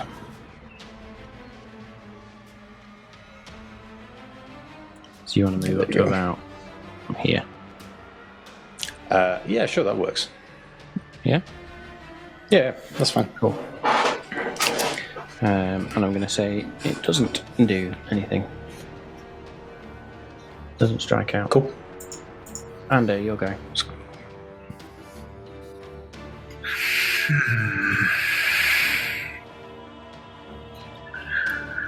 Tempted to make myself invisible If I make myself invisible and I attack,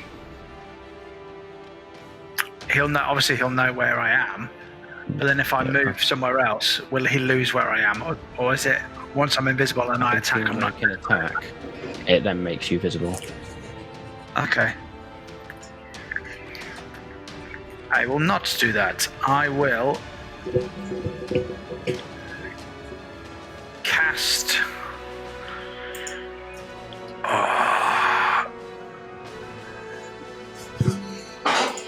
Dissonant Whispers at 2nd level.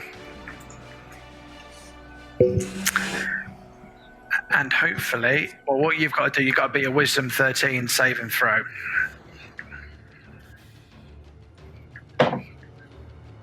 8. Nice. So you take 4d6 psychic damage, and you must move as far away from me as you can. Hi. Oh, So- great towards me. Bear with me. How much damage was that? Sorry. I'm going to roll for that. Now it is, come on, roll good. 21 psychic damage. Okay. As you see it sort of reach up its various hands to its head, snarl and wince, and then it begins to turn and try and make its way. What's its speed? Just to double check, the creature's not deaf, is it? Nope. Okay, good. I'm going to say with the difficult terrain, it's going to get to about there. However, Bothrid and Dargon both get attacks of opportunity. as well. Oh, beauty. So we shall start with You're Bothrid, welcome. who's just going to lash out with his longsword. That is an 18 to hit, which will hit. He's two-handed. So he deals 11 points of slashing damage.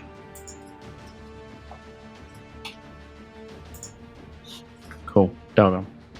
Can I use a cantrip on a attack of opportunity? Yeah? Booming blade, then, please, my sir. So, roll to hit. I have just found an Easter egg on D&D Beyond. Nice. What's that? If you click on the top right-hand corner, just underneath where your name is, on the first on the menu bar, on the top right-hand corner, if you hover, you'll find a little wizard appears. If you click on it, it then makes all the links flash rainbow colours. I can't How's do that? that right now. Shut up. I don't know that. Maybe it's only on the professional one. The bought one.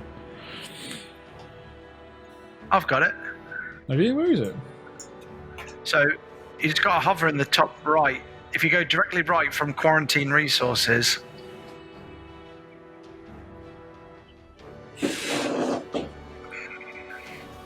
Nope, I've got one. No, I haven't got anything. Interesting. Neither do I. However, probably because I didn't refresh it from last time. So, Cool. So you were rolling to hit anyway. I was rolling to hit anyway. Yes, so roll to hit. Ooh, I don't think that's going to go well. 14. Because you were casting Booming Blade, which means you have to attack anyway, doesn't it? I have to attack, yeah. Yeah. Okay. So 14. Will not hit, Ah. which means the spell doesn't take effect No, it either, doesn't. does No, it? it doesn't. No. That was annoying. That would have been a nice one. So, Dissonant Whispers is just has to move away from you. It can then turn and come back on its turn, correct? yeah, it doesn't end up frightened of me. Right, that's all I need to know. So, the creature runs away, stops, and turns. As it turns, you see some of the wounds that have been caused begin to close up, Oh god, I think we need to get away from Oh, this thing. brilliant. Yeah. and it then just makes a bound up. Oh, next guys, to it's healing itself. Bloody hell. Dargon, and it is going to then attempt to bite Dargon. Whoop whoop. that's a jack die. That is 23 to hit. Yep. Get it in the actual thing would help. Oh, hang on. What's my Yeah, I can carry on, but let me just check something while I'm. 14 piercing damage. Oh, great. Whoa. And you take 5 poison damage. This thing will swipe at you with its various claws. So the first one is a 22 to hit. Yeah. That is 7 points of slashing damage. Second Okay, one now. is 15 to hit. No. Third one was a natural 1. Fourth one, it's a jack die, but it's landed on the natural 20 and the 8. Go for 8. So I'm going to have to roll it again. So that is a 24 to hit. Yeah. So that's 5, 6, 7, that's 8 points of slashing damage. And that will be its turn. You'll go, Dargon.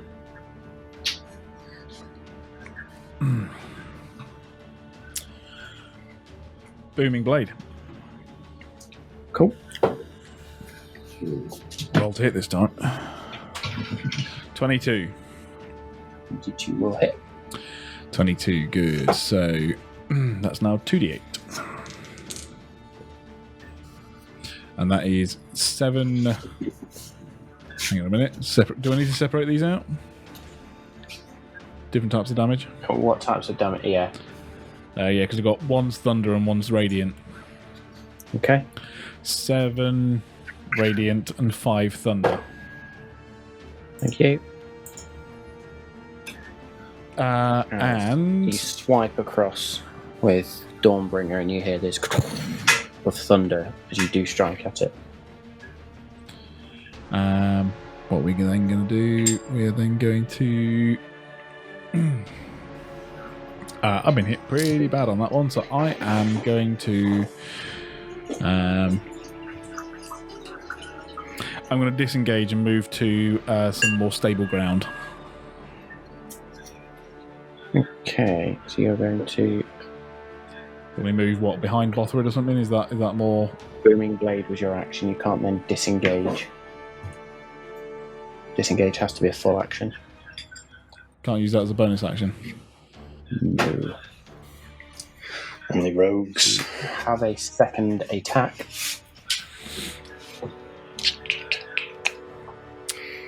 Booming Blade is an action. I have Booming Blade's an one. action. Booming Blade's an action. And in fact, I have 2 that's attacks because per action, It is so a spell. Takes up your full action. it does, yes. So that would be you. That's me. Cool. Actually, sorry, just before that, so I'm going to say that I can use a bonus action of regaining some hit points on second wind. If you don't mind, Cool. so I will roll that while Cool. you guys carry on. So then comes to Bothrid's turn. Bothrid takes out his Javelin of Lightning and throws it towards the monster, just narrowly past Dargon himself.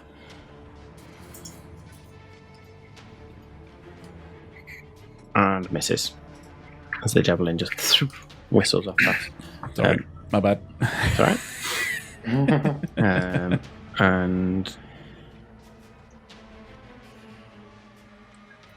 I'm going to say he takes out just a normal javelin at this point and throws that because he gets 2 attacks.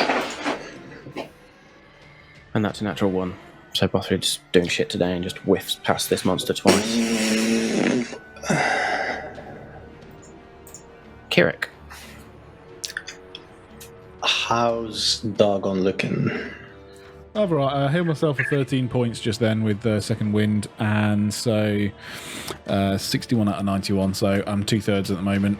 I can take a bit more of a battering, but not much more, especially if he has all 5 attacks on me. Okay.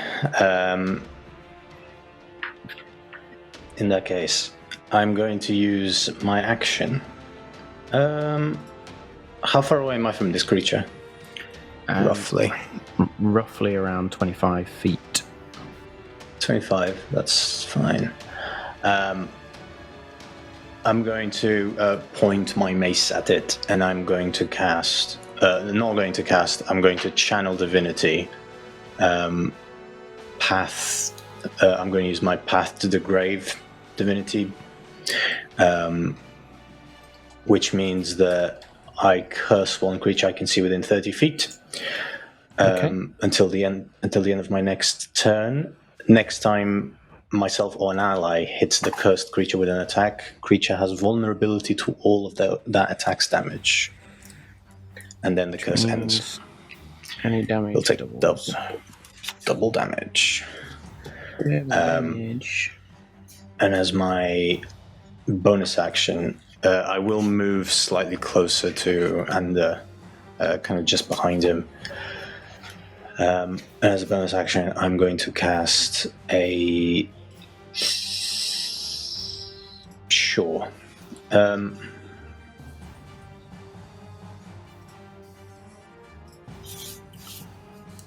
going to cast a 3rd level healing word.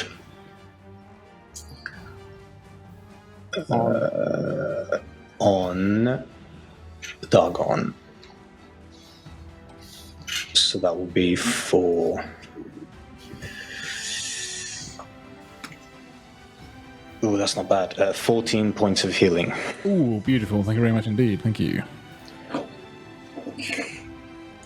And that's my turn. Cool. Back to the top of the round. Ander. So just to clarify, with that curse, if I land an attack, it's double damage. Yep. Oh, the first time. So it's a one time. So the next attack is going to be double damage, or triple damage if it's like a natural one. A natural Can I reach him for my melee weapons to sneak attack him? Nice. What's your movement speed? 30. Yeah, it will take all your movement speed to move through that difficult terrain, though. Oh, actually, I can do sneak attack on a ranged weapon as well. Okay. I don't want to get close to that motherfucker. He'll kill me if he hits me. So I will use I'm going to sneak attack him with my short bow, and I'm going to use one of my magic arrows that I've got. So that is... Plus 1 arrow, yeah. Yes, please. With a 24 to hit. Will hit. Oh, bloody hell. 7 piercing damage from the arrow. With magic, plus the +1, yeah? Yeah. And then my sneak attack is 15. So Nice. just double. So which bit do you double? All of it. Initial damage. It's all the damage. I mean, there'd be all the damage, I think. Well? Let me double check, because the sneak attack is part of the attack. You're not happy to. So, I'm pretty sure. Let me just double check. What was the? Because that would be 42 damage altogether. So that's channel divinity. To all of that attack's damage. So yeah. 44 damage. Yeah.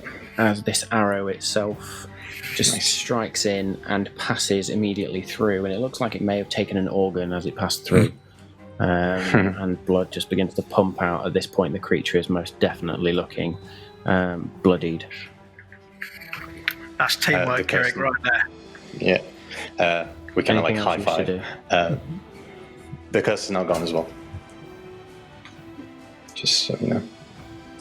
Yep. That curse is gone. Good shot, boys. He's looking a little worse for wear. As you then say this, again, some of the creature's wounds begin to close up slightly. I spoke too soon. And it is the You need to creature's shut up, go Dagon. Yeah, but belay that order, belay that. Wait up. Back up. Creature's Oh then my going god, to- oh my, hang on a minute. With Dargon in front of him, going to bite, which will be... You became Dick Van Dyke from Mary Poppins for a second there. I did, didn't I? Yeah. Inconsistent character 18. voices, that's me.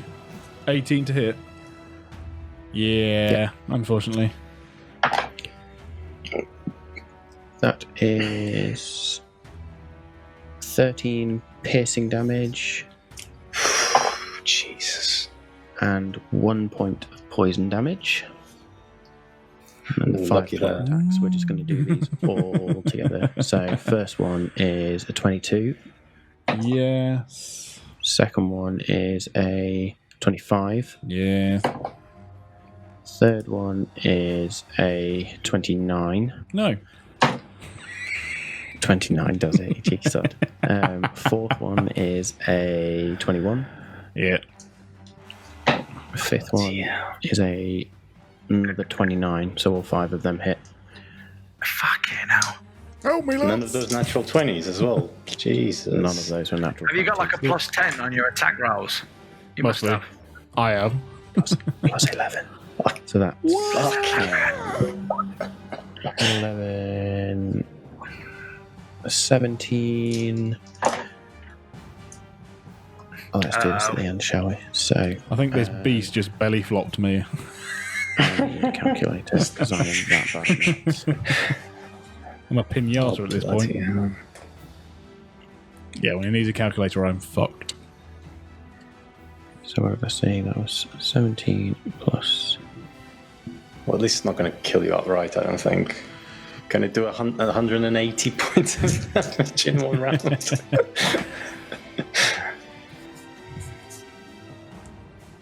Tell them I said something good.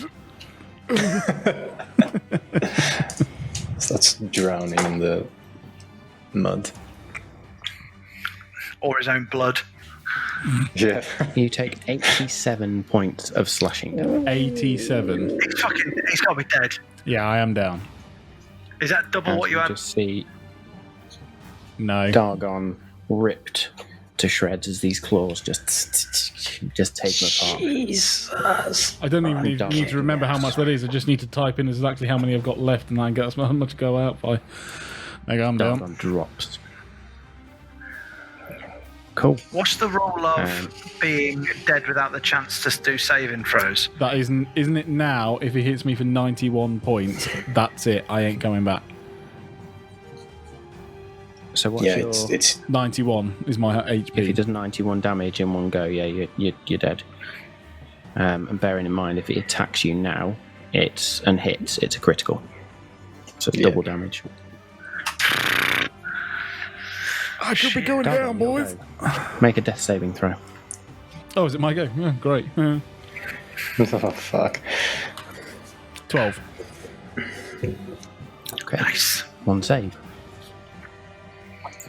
Othrid, having seen you drop, goes into a rage. So he uses his bonus action to rage. And is then going to come forward with his longsword. In fact, no, he's not. He steps forward. And as he steps forward, you see the claws on his hands just begin to grow. So let's just step him forward. Right next to you. The claws in his hands begin to grow, and he then swipes out at the creature with a 24 to hit, Nice. Ooh, yeah. and then deals. Did I click the right one there? Yeah, I did. 17 points of acid damage. Wow. Get in there, Boffred. And as he does so, you then see the claws shrink back in, because I think that's only one attack. Yeah, it's one action, so done. Cool, that's Bothrid to go. Kirik. Sorry, I'm just doing some maths real quick. It's okay. I'm not quick at maths anyway, so don't worry about that.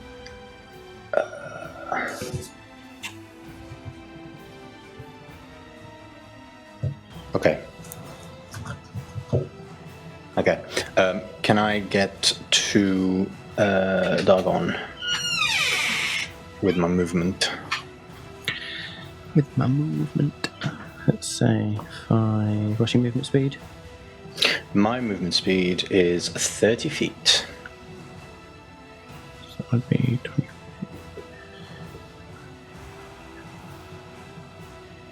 Yes, you can. Oh, okay. I'm going to say you In up to there, or move up to there. Yeah, in that case, I'm going to lower myself on my knees, touch Dargon, and I'm going to cast a 4th level Cure Wounds. Because he's only 0 hit points, I do not need to roll. He's just going to get maximum healing, which is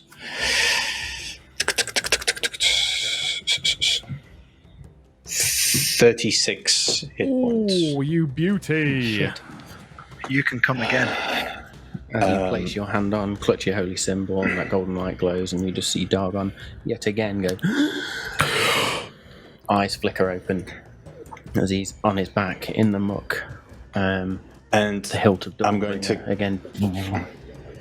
I'm going to look at him and I'm going to say, "Get up!" And I'm going to cast a 3rd level healing word on him as well. Bonus action. Yep. Oh, yeah. Healing word bonus action. That's not as good, but that's an 11. So another 11. 11 heal. And then another 11 heal. Yeah. Oh, legend. Thank you. And I use all my movements, so yeah. So that's what I do. Excellent. Cool. So then, top of the round, Ander. Oh, you muted yourself. Oh, you're mute. I went to unmute myself and actually muted myself like a tit. Everyone's kind of in my way now, aren't they? You will have to. Or am I on a bit of move higher ground where I can still see with my ranged weapon? You'd still have to fire with disadvantage if you wanted to use your short bow.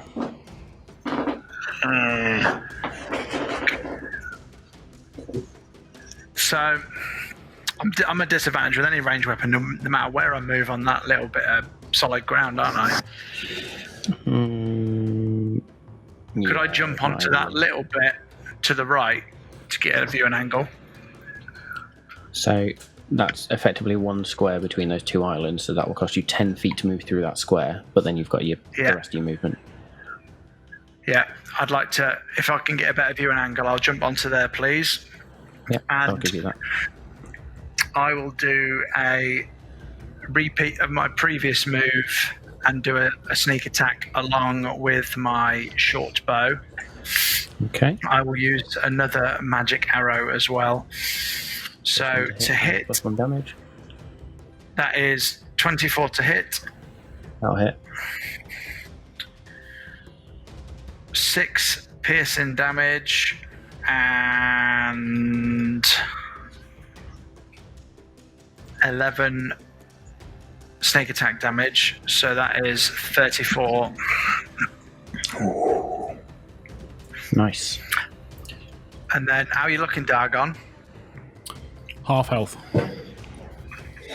I also have. which is pretty friggin' sensational. Pretty impressed with that healing. That's amazing. Yeah, that's pretty good. I've also got healing word, but I've only got it left at 1st level, which is only 1d4 plus 2. But at this point, every little helps. So I'll cast that as my bonus action, because you can only use it as a bonus action for my man Dargon, which gives him all of 4. Woo. So that was a bit of an anticlimax after what Kirik did, but every little helps, doesn't it? And that's it. That's me, I believe. Cool. So again, onto the monster's turn. You see it.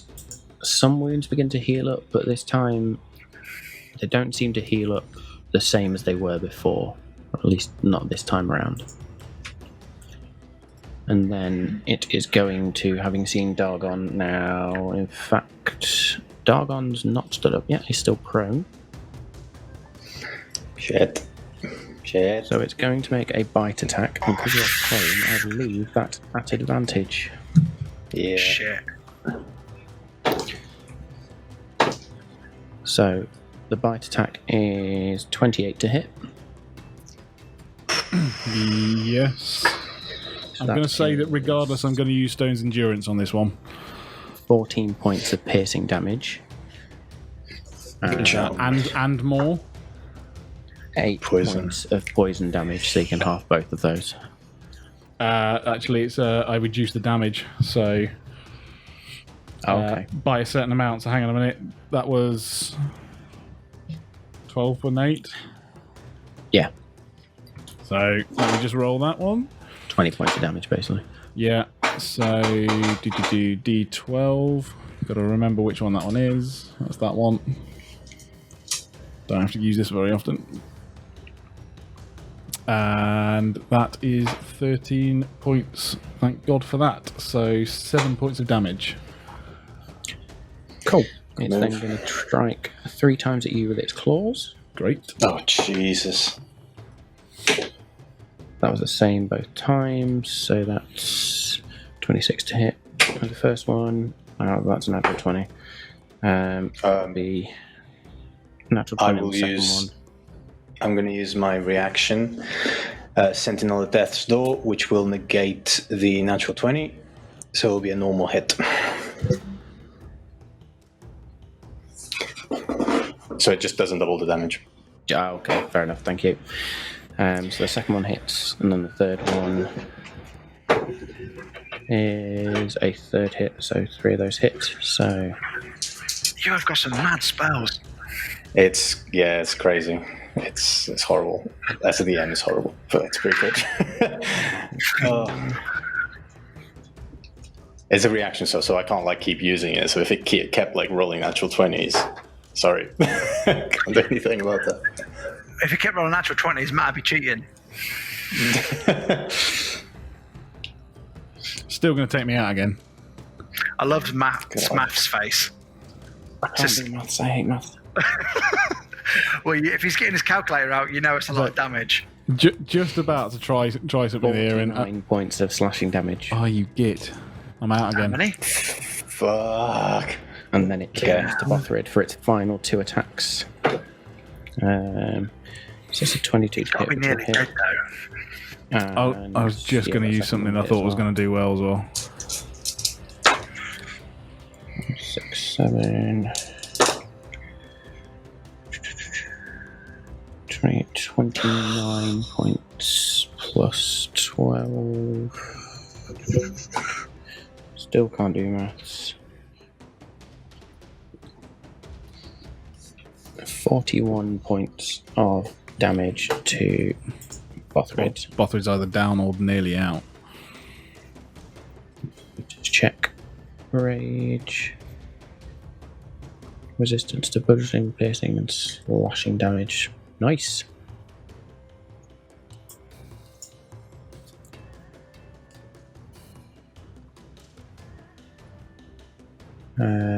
Yep, so that will be 21 points of damage instead. Because he's now raging. That is the monster's go. Dargon, Saving you're throw. down again. Yeah. Okay, saving throw. 7. Fail. That's a fail. Is that one of each now? Oh no, you're back. Yeah, no, Revived. reset. Yeah. Comes back down. So then Bothrid is again, you're going to see his hands, the claws elongate, and he is going to strike, which an unnatural 20 for 10 points of poison damage or acid damage. Sorry. You see Bothrid just sort of cross hand with both of them, slice across, and the flesh sizzles as these elongated claws slash across. And Matt hits the mic, and the wounds just begin to sizzle. What you now notice is that where Bothrid has cut with these acidic claws, those wounds aren't healing. Kira, you're there. How's it looking? Pretty piss poor.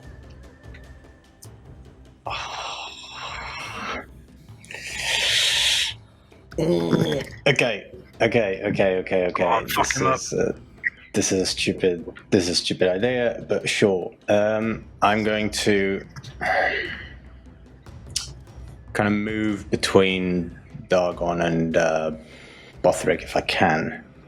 And it hasn't been a minute since I've cast my Vampiric Touch, right? No. Because that was a concentration spell, and I've not cast a concentration spell since then. So I'm going to... I don't like this idea. I'm going to try and attack it. That's not bad. That's a 19. Will hit. For 12 points of necrotic. Oh. It's not dead, right? Kirik, step forward. And with your mace, yeah? No, it's just a touch. I'm casting the spell. Oh, with a touch, again. so Not casting, but like it stays with me. And you see the creature tense up, and its skin pale, its eyes roll back into its head, and then the eyes roll back, and somehow this creature is still up. Okay. Wait, I still have a bonus action. I would like to cast. Okay.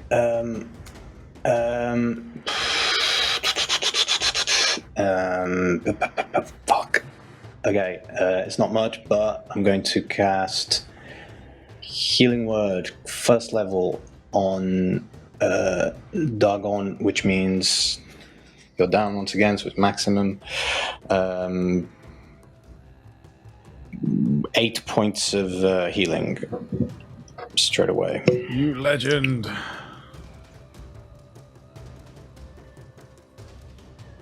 See if you can get an attack out this time. Cool. Trouble is, I can only do anything if I'm actually close by. That's my turn. I'm done now. Cool. Andy, you're up. I am going to use another one of my magic arrows to do the same sneak attack, sensing it might be on its last legs. I need to do maximum damage. So, a 22 to hit Will hit. with 9 piercing damage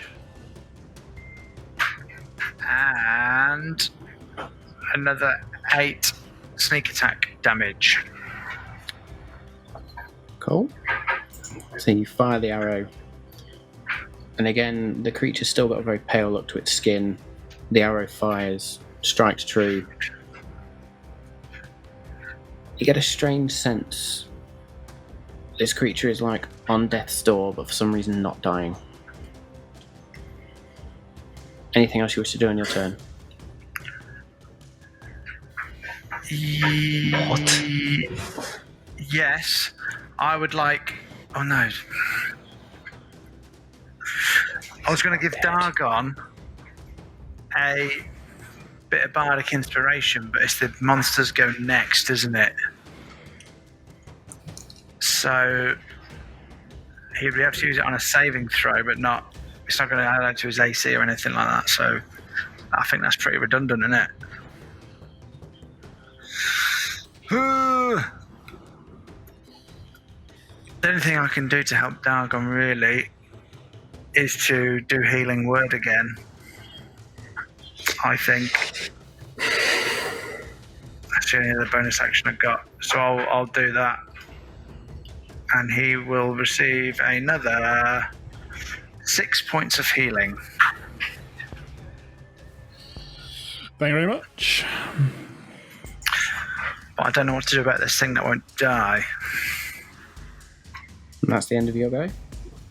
Yeah, I might try and make it fall asleep next time, so we can run away. Not bad shout. Again, as it gets to the creature's go, some of the wounds slowly begin to close up. Its skin becomes slightly more vivid green again, but still pale. As I hit the right button. And it is going to... I'll be a kind DM. It's going to turn most of its attention to Bothrid for this one. So it's going to bite out of Bothrid. That will hit. So that's 1d8 plus 6. 9 piercing damage, which is half for him. It's 5. Oh yeah, of course, because he's raging. Nice. And then 1d10 poison. That's 8 points of poison damage. However, Bothrid is going to use his reaction to cast Absorb Elements. And he is going to absorb the acid damage.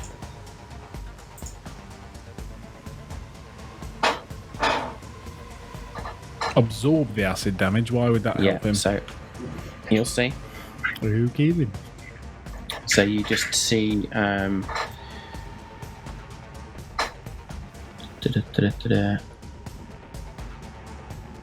I just need to see how much that lessens it.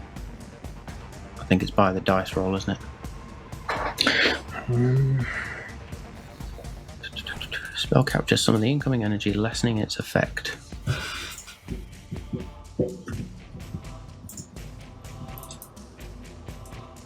And storing it for your next melee attack. You have resistance to the triggering damage, so it's halved until the start of your next turn. So that was, how much that says, 8, so that's 4 points of acid damage instead.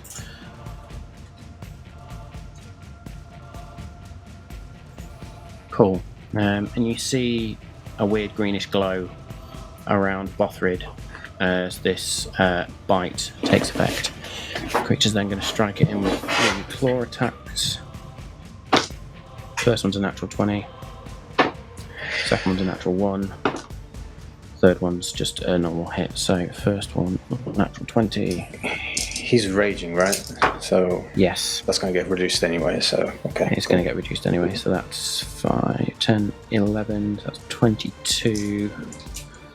And the second one that hits, 23, 26, 31 points of slashing damage, which gets halved to 15 points of slashing damage. Which was then going to strike out twice at Dargon with 2 claw attacks. How much health have you got, Dargon? 14. 14. These are advantage if you are Oh friendly. no. Fucking natural 1. And another natural 1, so that one misses. Second Pulled one them out your ass. is 12. That's a 23 to hit, so that one will hit. It will. I'm Sorry, what? just interested. Because obviously 18's my armor class Right. because I have my shield. What 8. happens if I'm prone? Do I still have my armor class of 18 because my shield's over me or something? Yes. Cool. So that was a... So you're like a turtle in its shell at this point. Yeah. That is exactly 14 points of slashing damage. And I'm out again. Come on. Sorry. How convenient. I can literally- As I was attempting to do something cool. Cool. And that's its go. So, Dargon. Well, presumably I have to do a Death saving throw. yeah, that's the one. That's so throw. 20. Is that a natural 20? Yeah. 2 Nice. saves. Nice. Then Bothrid. Again, his claws grow. This time, they glow with a greenish energy.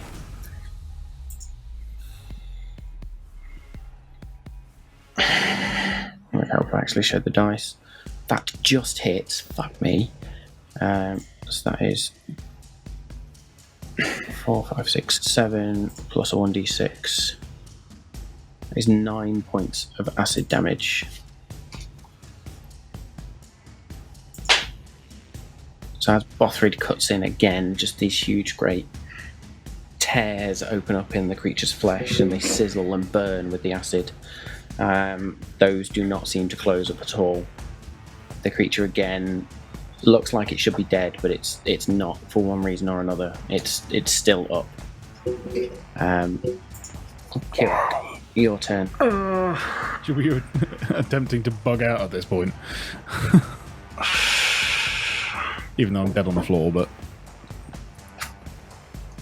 Should be dead. What's that mean? Fuck.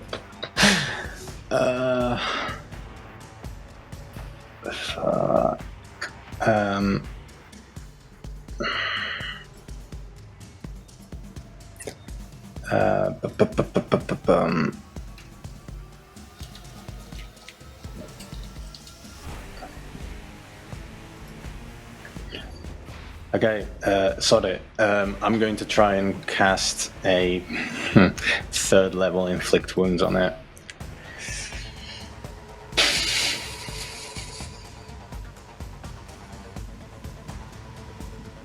So 21 to hit, I believe.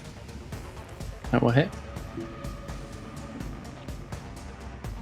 For 25 necrotic damage. Okay.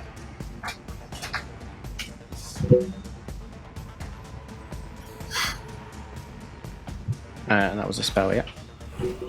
That was a spell, yeah. That was an action again, spell. You see Kirik grasp his holy symbol, point his mace, and this black energy sort of shoots out from him. And these cuts do open up on this creature's body. And again, it just sort of sways and staggers, eyes still open, looking. Again, this creature should be dead, but for one reason or another, still not quite there yet. Okay. Anything else you wish to do on your turn? Yeah. Second level healing word on Dogon. If you get a 0, you get just maximum, which is going to be 4 plus 4 plus 4. 12 points of healing. And For the third time today, Dogon takes a sharp intake of breath. I think we should have taken the road, lads. yeah, that's my turn. Cool. Ander. Can I reach the creature from where I am? I can't. Can I movement speed? Because I can't. What's your movement speed? I'm not sure. 30.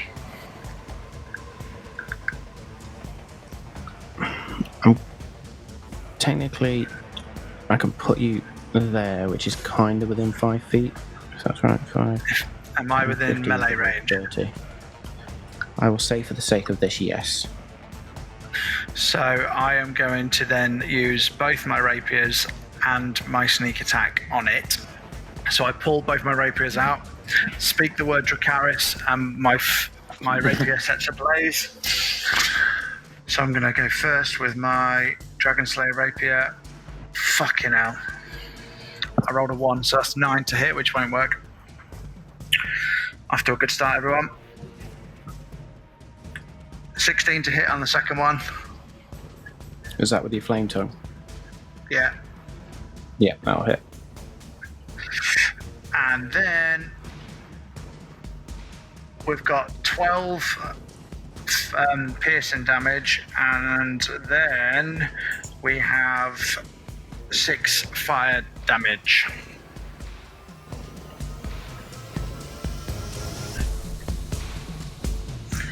How do you want to do this? Hey! I'm just going to put my... Does it have a face? It's got multiple faces. Well, whatever face is in front of me, Giant. well, I'll stab it in the liver then. The belly button area. I can't reach its face. So you sort of whiff past with your Dragon Slayer rapier, but then your Flame Tongue rapier ablaze just nicks straight into sort of just above its waist, and the fire just begins to spread wildly across this creature's body. mixes with that acid, and there's just more burning and just skin just shriveling and burning, dying all over it. Its eyes sort of go wide as the flames just lick up its body, and this charred, blackened, mangled corpse then just falls down in front of you. And we're out of combat. Ooh, that wasn't fun. I want to try and help Dargon up. I would say that I was. You might need a hand, it's pretty heavy. Initiative order can really make a difference, can't it? Yeah, because I never got to get an attack on that one. I was. Well, I mean, I don't know, because honestly, I could have done absolutely. It may have done absolutely nothing, but once I was down the first time, I wanted to then get up and use Thunderwave and see whether he'd, like, you know, be destroyed with that or take more damage because he was some sort of, like, earthy creature. Or just get him away from you, to be honest. And that. Plus, now that I have had all that time while dead to read my character sheet, I have remembered that I do have the action surge, so once I can have another action to, like, disengage or something. So I could have got the hell out of there. Yeah, right. That was an interesting one, that one. Yeah, at least. Would anybody like to try identifying the creature? Yes, me. Kick it. Yeah, absolutely. What's it going to be? Investigation, nature? Nature or an Arcana check. They're the same. Arcana, please. So that is a 20, unnatural. Okay, Kieran. That is a natural 20 for a 23. So both of you look down, and it hadn't really dawned on you during that sort of haze of battle, but this creature was quite obviously a troll. And as you look at the sheer size of it, you now recognise it as a dire troll. So larger than normal. You also know there's a reason now why this creature didn't die. It regenerates permanently. And the only thing that can slow that regeneration is acid or fire. Nice. So combined the two attacks, Bothrid and Ander, before its next turn, which reached a certain number of points, or exceeded a certain number of points while it was on 0 hit points. It finally died. Whee.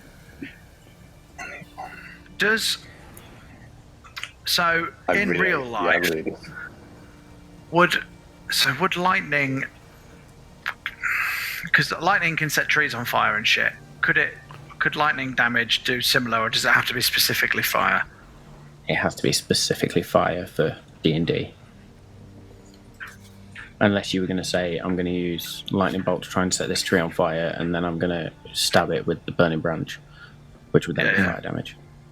I was debating whether to set an arrow on fire, like Kevin Costner in Prince of Thieves, and like try and shoot him with a fiery arrow. But I'd do more damage with my rapier up close. So I'm guessing that Thunderwave would have done not a lot. Would have potentially pushed it back, depending on the save. I burned The picture of it looks so cool. many spell slots.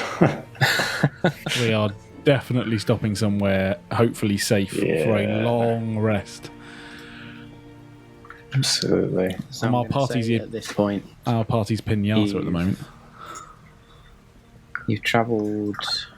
We said 20 foot.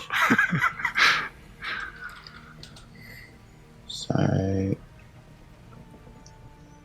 Yeah, half a day. More than half a day now. yeah, so I'm going to say you've travelled about a 3-ish, 2.5, 3-ish hexes at this point. As you now look in the direction you know you're meant to be heading, you do start to see the mountains in the distance. The horses are still behind you, just sort of whinnying about, jumping and looking rather nervous. Bothrid himself calms down from his rage, goes up and uses his final spell slot I believe. Did I close it down? No, I didn't. There it is. Yep, final spell slot. Can I do that at will? Nice, that doesn't take a spell slot. Love it. In which case he's still got 2 spell slots. So he sort of brings his hands up to his face and green glow, and he begins just talking to the horses, and eventually they all calm down and all 4 of them begin making their way back towards you. Is it still raining? It's sort of light rain now at this point. The main torrential downpour from this morning is definitely past. Can I do a survival check to predict imminent weather to see if we need to camp now before more rain, or whether the weather will be better so we can sort of trudge on a bit more? I'll say make me a survival. I could help with that. You want to assist? Yep, I assist. Glad you did, because the first one was shit. 22 on the second one, so that was a bit of luck. So between the 2 of you, sort of look at the skies, sort of feel the wind, look at the way the clouds are moving. Doesn't seem as if there's any more torrential downpour immediately on its way. So I think we're okay to go on a bit further to then find some more solid ground, or maybe shelter for camping. Yeah, at least get out of the swamp. Or this area.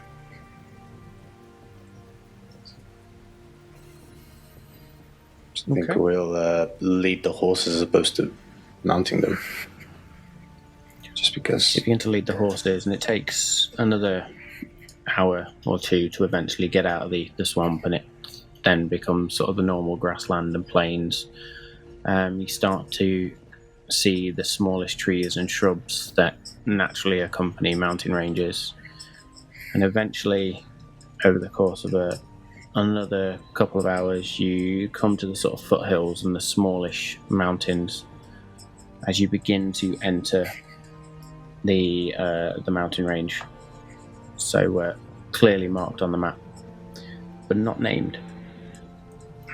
As you begin to sort of make your way further in, eventually you start to see what looks like a clear pass between 2 particularly large mountains.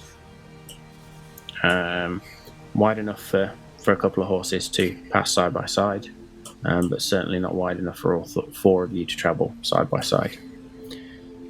As you get to this stage, the sun itself is starting to set. You're getting the first hint of stars. The moon itself is beginning to sort of peek out from behind a couple of these mountains, and the rain clouds are starting to dissipate, starting to become a semi-clear early evening. The horses themselves are also beginning to look a little bit weary. I look around. Do I see any area that we could perhaps make camp? Roll a perception check. Secluded from the road. And perception. So close. That is an 13. 13, yeah. So you look around, and there's not a clear, defined area that you could stop. However, you do see within the rocky outcroppings off the path, there is areas that could be used as a sort of shelter, not quite caves, but sort of overhangs of rock, which are wide enough and big enough to probably fit all of you in. I point this out to Anderdagon and Bothrid. Sorry. We should perhaps make camp. The horses look a bit tired. We can carry on tomorrow. Yeah, I'm not looking that good myself, I have to say. So, yeah. Good plan. Cool. So you lead your horses in, you'll dismount, you sort of tie the horses off. You manage to sort of make some makeshift just stakes in the ground and tie the horses off so they're not going to run in the night. Begin to get your bedrolls out. Are we lighting fires?